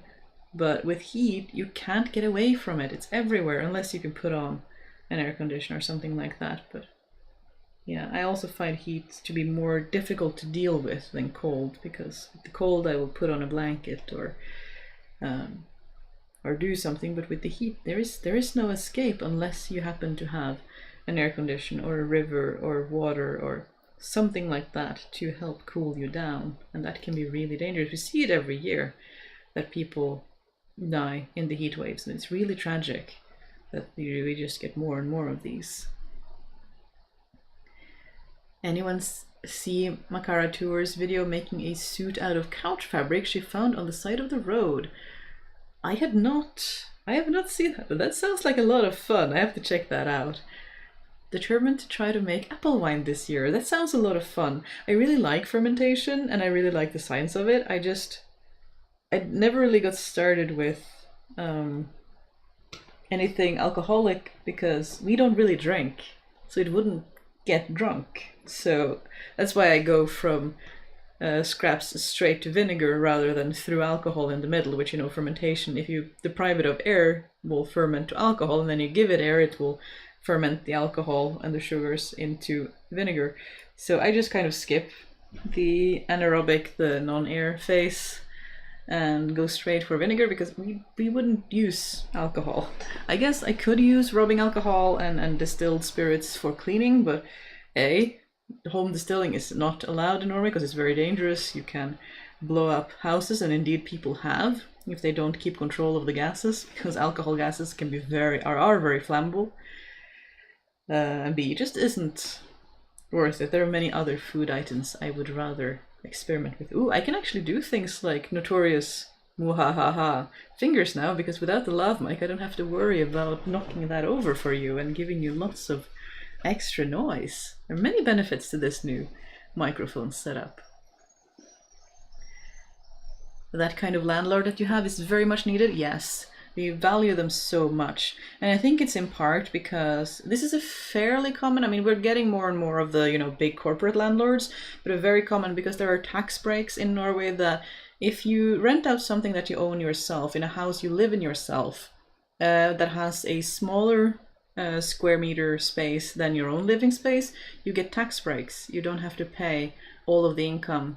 Like you don't, all of the income isn't taxed. Like there are, I don't know the rules exactly because I haven't had to look at it from that side, but there are rules that incentivizes people to say build out a basement or an attic over a garage or something like that, a space in their house to help with the housing crisis and help house students and stuff like that.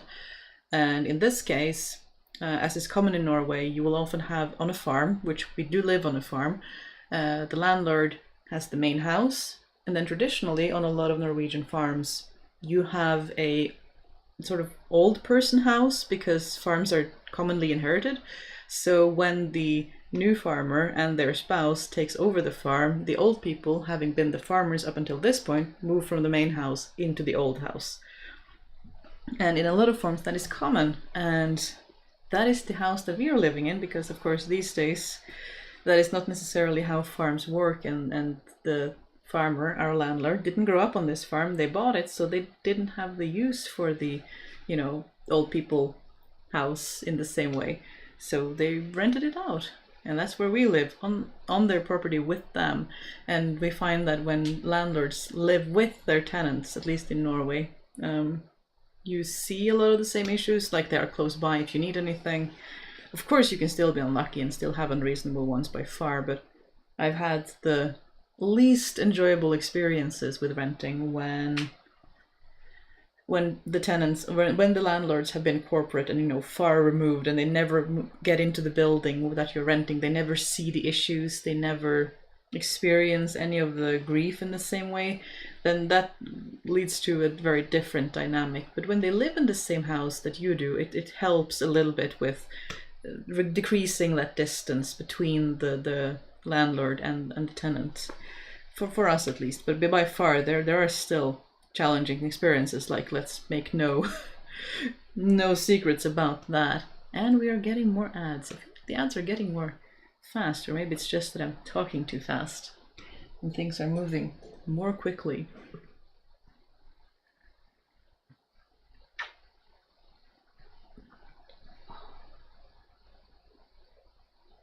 Iced tea really is so good. That little bit of bitter from the green tea is just so refreshing compared to... I love water too. I'm very fond of cold water. It's my primary drink of choice. But a little bit of bitter green tea and mint in a cold drink in summer when it's really warm is super refreshing. That's the clink you hear in the bottle. It's the tea strainer inside. That is closed. It's a completely closed little system box, I guess, so I don't get tea in my drink, or tea leaves. Closing the windows during the day and opening them at night helps too, to let the evening air circulate. Yes, we're not quite there yet where we need to do that, where we need to shut the house off. So we are still enjoying keeping our windows open to get that through the draft, which is the little bit of wind that really helps. But that we definitely do that when it gets even warmer than now. And you feel like your house is a bit of a box, and that really, really helps. I've been looking into air conditioning. I have a few solar panels, so it would work for free on sunny days, but it's pretty pricey. I keep saying every year, this is the year, but no. I would be the same if my spouse didn't insist on getting one, and they found a good one secondhand. And I do enjoy it when it's there, I will admit. Oh, here's more.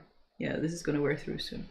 I do enjoy it now that we have it, but I don't think I would have shelled out the money if it had been just me alone, because I'm generally very stingy with those things. I don't like buying big fancy things, but I mean, having it is... I'll freely admit that it's nice on a warm day, even if it is a little bit noisy.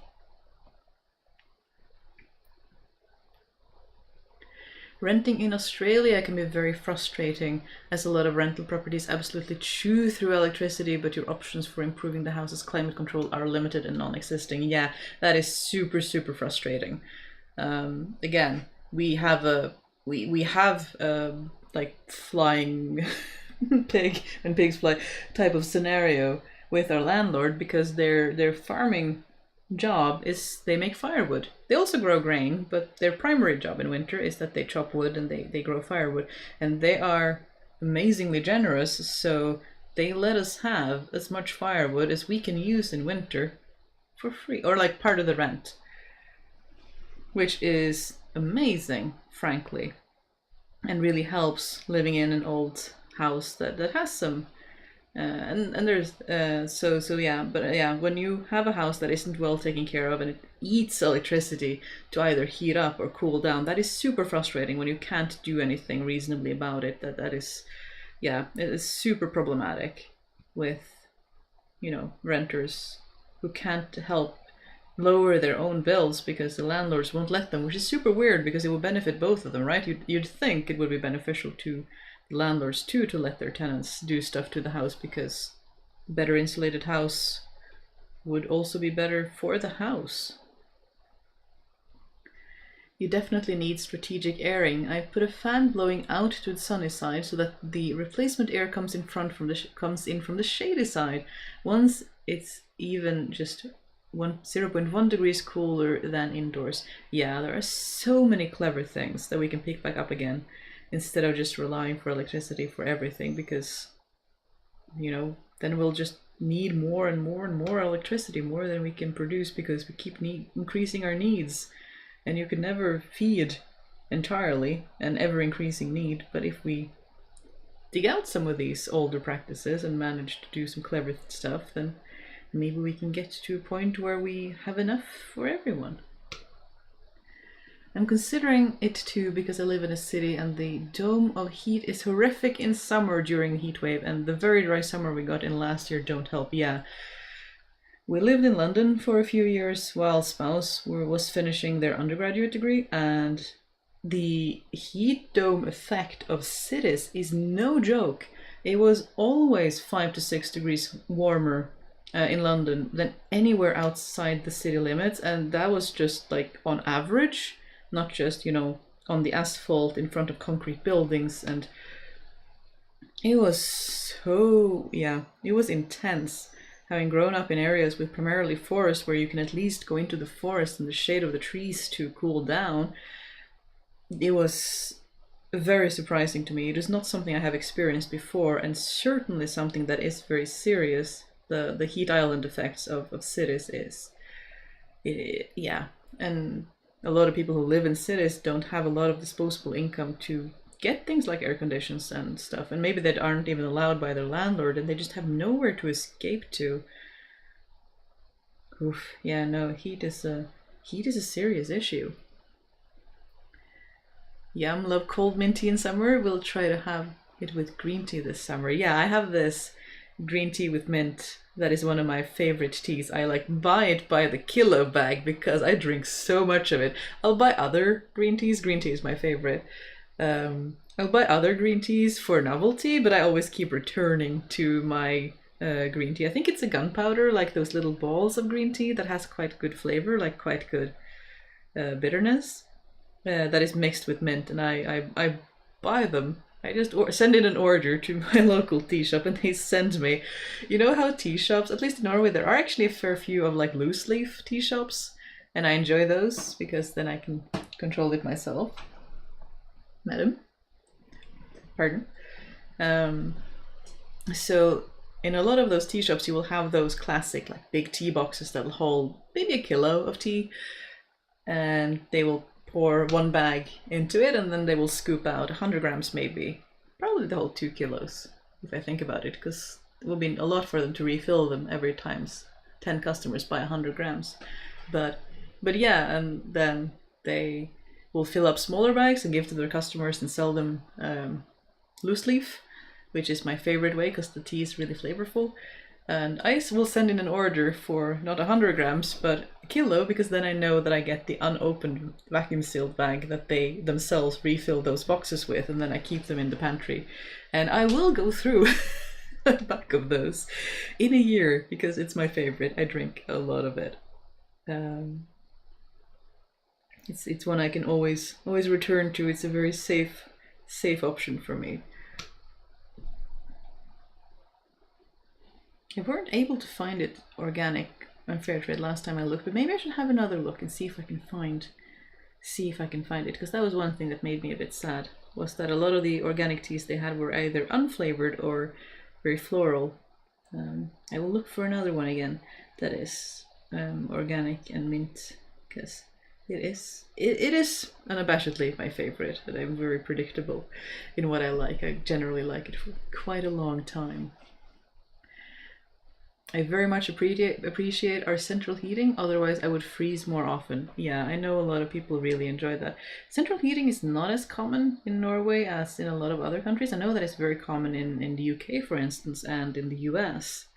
We're getting more heat pumps, which is, it can keep your house warm in winter and cold in summer, and they're very useful, and a lot of, increasingly more houses have them. But it's just like one sort of pump fan blowing into the house and spreads throughout the house. It's not a whole central system, which I'm not used to. I'm just used to that being something you have at work or in bigger, larger professional organization. But I think they are getting more common in Norway too, especially if you have more expensive houses, which I don't really have experience with, to be honest with you. We grew up with firewood and cold bedrooms and stuff that was, yeah, that's just how you do. Blankets, a lot of blankets. My dad sponsored me a movable AC unit, but I tried to push back the need for it. It's not cheap to use. Yeah, that's another thing too. They can eat quite a bit of electricity. We also have, ours is also movable. It's on wheels and rolls around the house. But yeah, they are not free to use for sure. There are many areas of Australia where wood fires are banned due to clean air regulations, so air conditioning is the only option, or suffer with passive airflow. Yeah, I have heard that, like London too, you couldn't light fires in the fireplace because of clean air regulations. Norway is generally so sparsely populated that it hasn't been a problem, and they sort of argue that because the firewood comes from forests that are managed, it's okay. The bath, I am not sure. I guess the carbon calculation evens out when you grow the same amount of wood as you burn, but I do like the safety of having several heat sources, both electric and firewood, because I get a bit nervous if the electricity goes out and you don't have any other way to heat up your house in winter, because I have experienced that being in the Arctic and losing electricity can be challenging, especially if you don't have any other heat sources. Then you start to scramble for blankets and tea and trying to get something going. So I like the safety of having more than one heat source, but it can definitely be a challenge when it's densely populated areas and the air quality suffers, because you don't want that either. At our apartment, my partner figured out how to turn the blower on the forced air furnace without turning on the heat. It saved us during heat wave, bringing the cool air from the basement. Oh, that sounds lovely. Basements are super nice. I would like a basement in our forever home for the same reason, because it can really help with temperature regulation, as well as, storing food without it freezing in winter. So it would be really nice. Luckily, a lot of houses have that in Norway. It's just a matter of us being able to afford one of them, which is the thing we are working on slowly. One day we'll get there. Home ownership is fairly common in Norway still. It's not as bad. The housing crisis in Norway is nowhere near as bad as it is in the US, Canada, Australia, and the UK, and I'm sure other places too. It's still somewhat attainable for at least two people working. It's pretty attainable. To get a house. It gets more challenging if you have people who are disabled or, working for themselves, not necessarily making a good income. but they're used to being frugal, but the banks don't really believe you when you tell them that you have a non-standard budget. But disability can be really hard because you get low payments and they assume that you need all of it for other things than a mortgage, even though you are still paying rent, which I'm sure is something that a lot of you are also very, very familiar with. But it's not as bad in Norway as in many other countries, so I'm not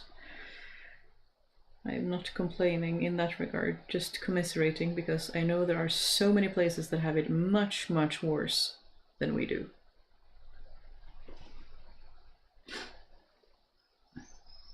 My favorite is peppermint with allspice mixed in. Oh, I haven't tried that. I might have to try that because we have allspice lying around, and I haven't tried it as a tea spice before, as a drink spice. I put it in food and cookies and like as you would cinnamon and cloves, but I haven't tried it in drinks. I might need to try that.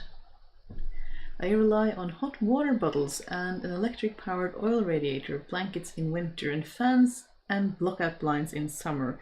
Yeah, there are so many good tricks that we can utilize to help decrease how much electricity we need to use, because it does get expensive to live in houses that get really warm and then use the AC all the time. And a lot of people can't really afford that. I need to go find some breakfast now, as my kitchen is rather empty, but if you are all still chatting when I get back, I will enjoy. Happy crafting. Well, I hope you have a good breakfast. I'm not sure if we'll be here when you come back. We've already been going for 2 hours soon, so it might be time for me as well to go have some lunch eventually, before my belly starts rumbling for all of you to hear, which has happened on this stream multiple times before. Hopefully less disruptive now, the microphone a little bit further away from me, but definitely something that, now that I've said it, will probably happen anyway. But my partner really wants a heat pump, but we aren't sure this place is ideal for one. It's too expensive to look into yet, but he's been noticing more places around here have them. Yeah, more and more places in Norway have them too, and it can be challenging depending on your house shape, since it is one sort of fan blowing hot or cold air throughout the house. You need to sort of have a house design that lets the air move throughout the house and it doesn't all pool like up under rafters or in a place that you don't really sit. So that can be challenging, like not just whether your house can have a heat pump, but where to place it and whether it will be the most efficient or not. So it's definitely a lot of things to think about with those kinds of things. Hot water bottles, flannel sheets, rag floors, and wood stoves. Yeah, rugs on the floor are really nice. Although I tend to walk around with my little felted wool slippers with rubber soles all winter long. So I guess my need for rugs are not as prominent because I really love wearing slippers. But definitely it helps. Textiles help so much with temperature regulation. Agree that you need more than one heat source. I fell in love all over again with my solar hot water when we lost the power for 3 days after a cyclone. Yeah, that is a good point. It would be so nice to have some solar panels. Again, whenever we find somewhere we can afford or get the finances to be able to afford somewhere that we can start modifying and improving and insulating and making sure it's a good energy efficient home for everyone to enjoy. But yeah, solar hot water sounds really clever. That is also something I need to check out, as the solar panels are getting a lot more efficient every year, which is really, really nice. At least they still did last time I checked. Maybe they're tapering off a bit now. They used to say Norway didn't really benefit from them because the sun is so low in winter, but now the solar panels you have now are still really good, even in winter, even in overcast. So it's really getting absolutely worth it. I get sensory euphoria with flannel sheets, but not when they pill up. Oh no. Yeah. When fabric pills, it can be really frustrating. How can I have lost the fabric from my tie-on pocket? Oh no. I hope you find it again. It's frustrating when, like, I was looking for, speaking of Pratchett, which was the books on the table, but I was looking for Equal Rights because I wanted to reread it, and I knew I saw it when I was looking for Men-at-Arms, and now I can't find it, and it was right there on the shelf. I was so sure, and now it's gone. Yeah, no fun when that happens. So commiserations and hope you find your fabric eventually. Yeah, the house shape is exactly why my partner doesn't think a heat pump would really work here. This house is an amalgam of additional, of additions. It is a weird shape and the airflow is very strange. Yeah, that could be really challenging then to get something like that. I know some people use several heat pumps, but that's costly and yeah, would be challenging in terms of when you don't know if you can afford even one. And we are getting ads soon again, so I guess that is a good chance for me to remember to keep hydrated, although my tea is almost out.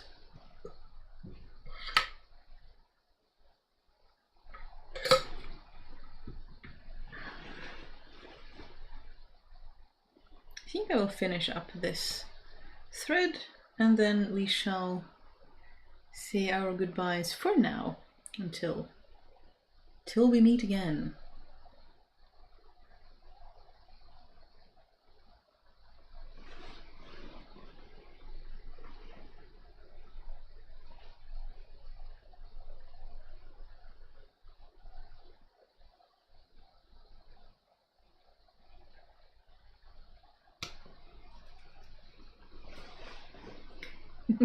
Found it? Yay!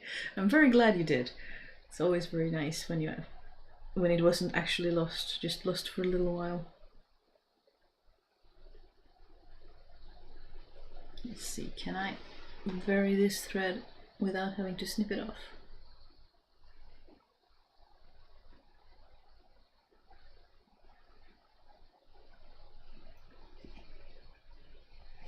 Yes, we could.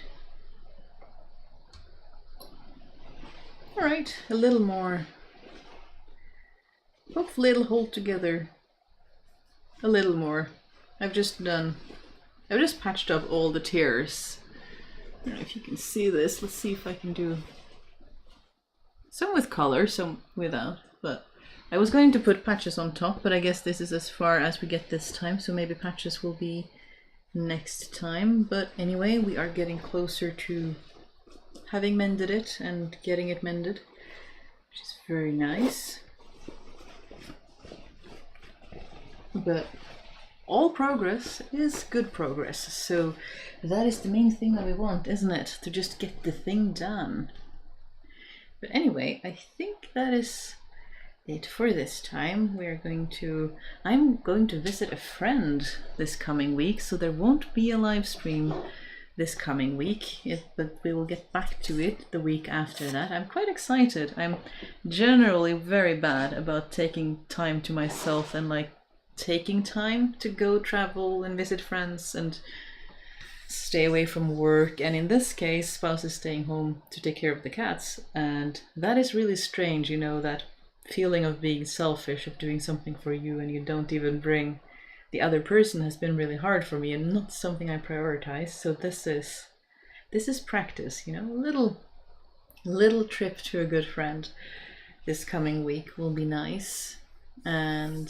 But I will see you when I come back again, and we will have more lives and fun things, and I will keep editing. I have some hopefully exciting things coming up. I have a couple of things. Do I use StreamYard? I am not familiar with this.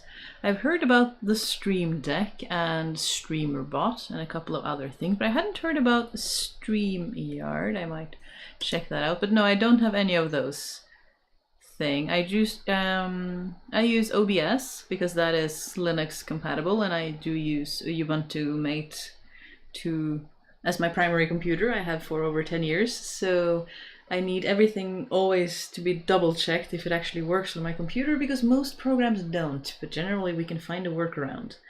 And the Linux community is very helpful when you have problems, as I still feel like a newbie because I don't have the computer background. But generally we managed to figure it out somehow. But yeah, thank you for joining, everyone, and I hope everyone has a lovely rest of their day, rest of their week, and I shall see you again sometime in the future. And I almost forgot, I didn't even talk about the the Discord today, but if any of you who are listening are not in the Discord, then that is kind of where we plan. Let's see if I can find a link. That is where I try to plan server error. Why do you have a server error, madam? What about this one? Can I copy this one? Thank you. But if any of you are not in the Discord, because I do get migraines, I sometimes have to cancel at very short notice when we plan lives. That's why I don't plan them sort of in YouTube officially, because I feel anxious if I cancel. But in the Discord, it's a little bit more, you know, just a community. So if you want to join, you can join there. And I try to like give people at least a couple of days sort of warning if I plan to do a live, and then I try to do it another a little bit half hour, 15 minutes before the live starts. I try to go like live starting soon.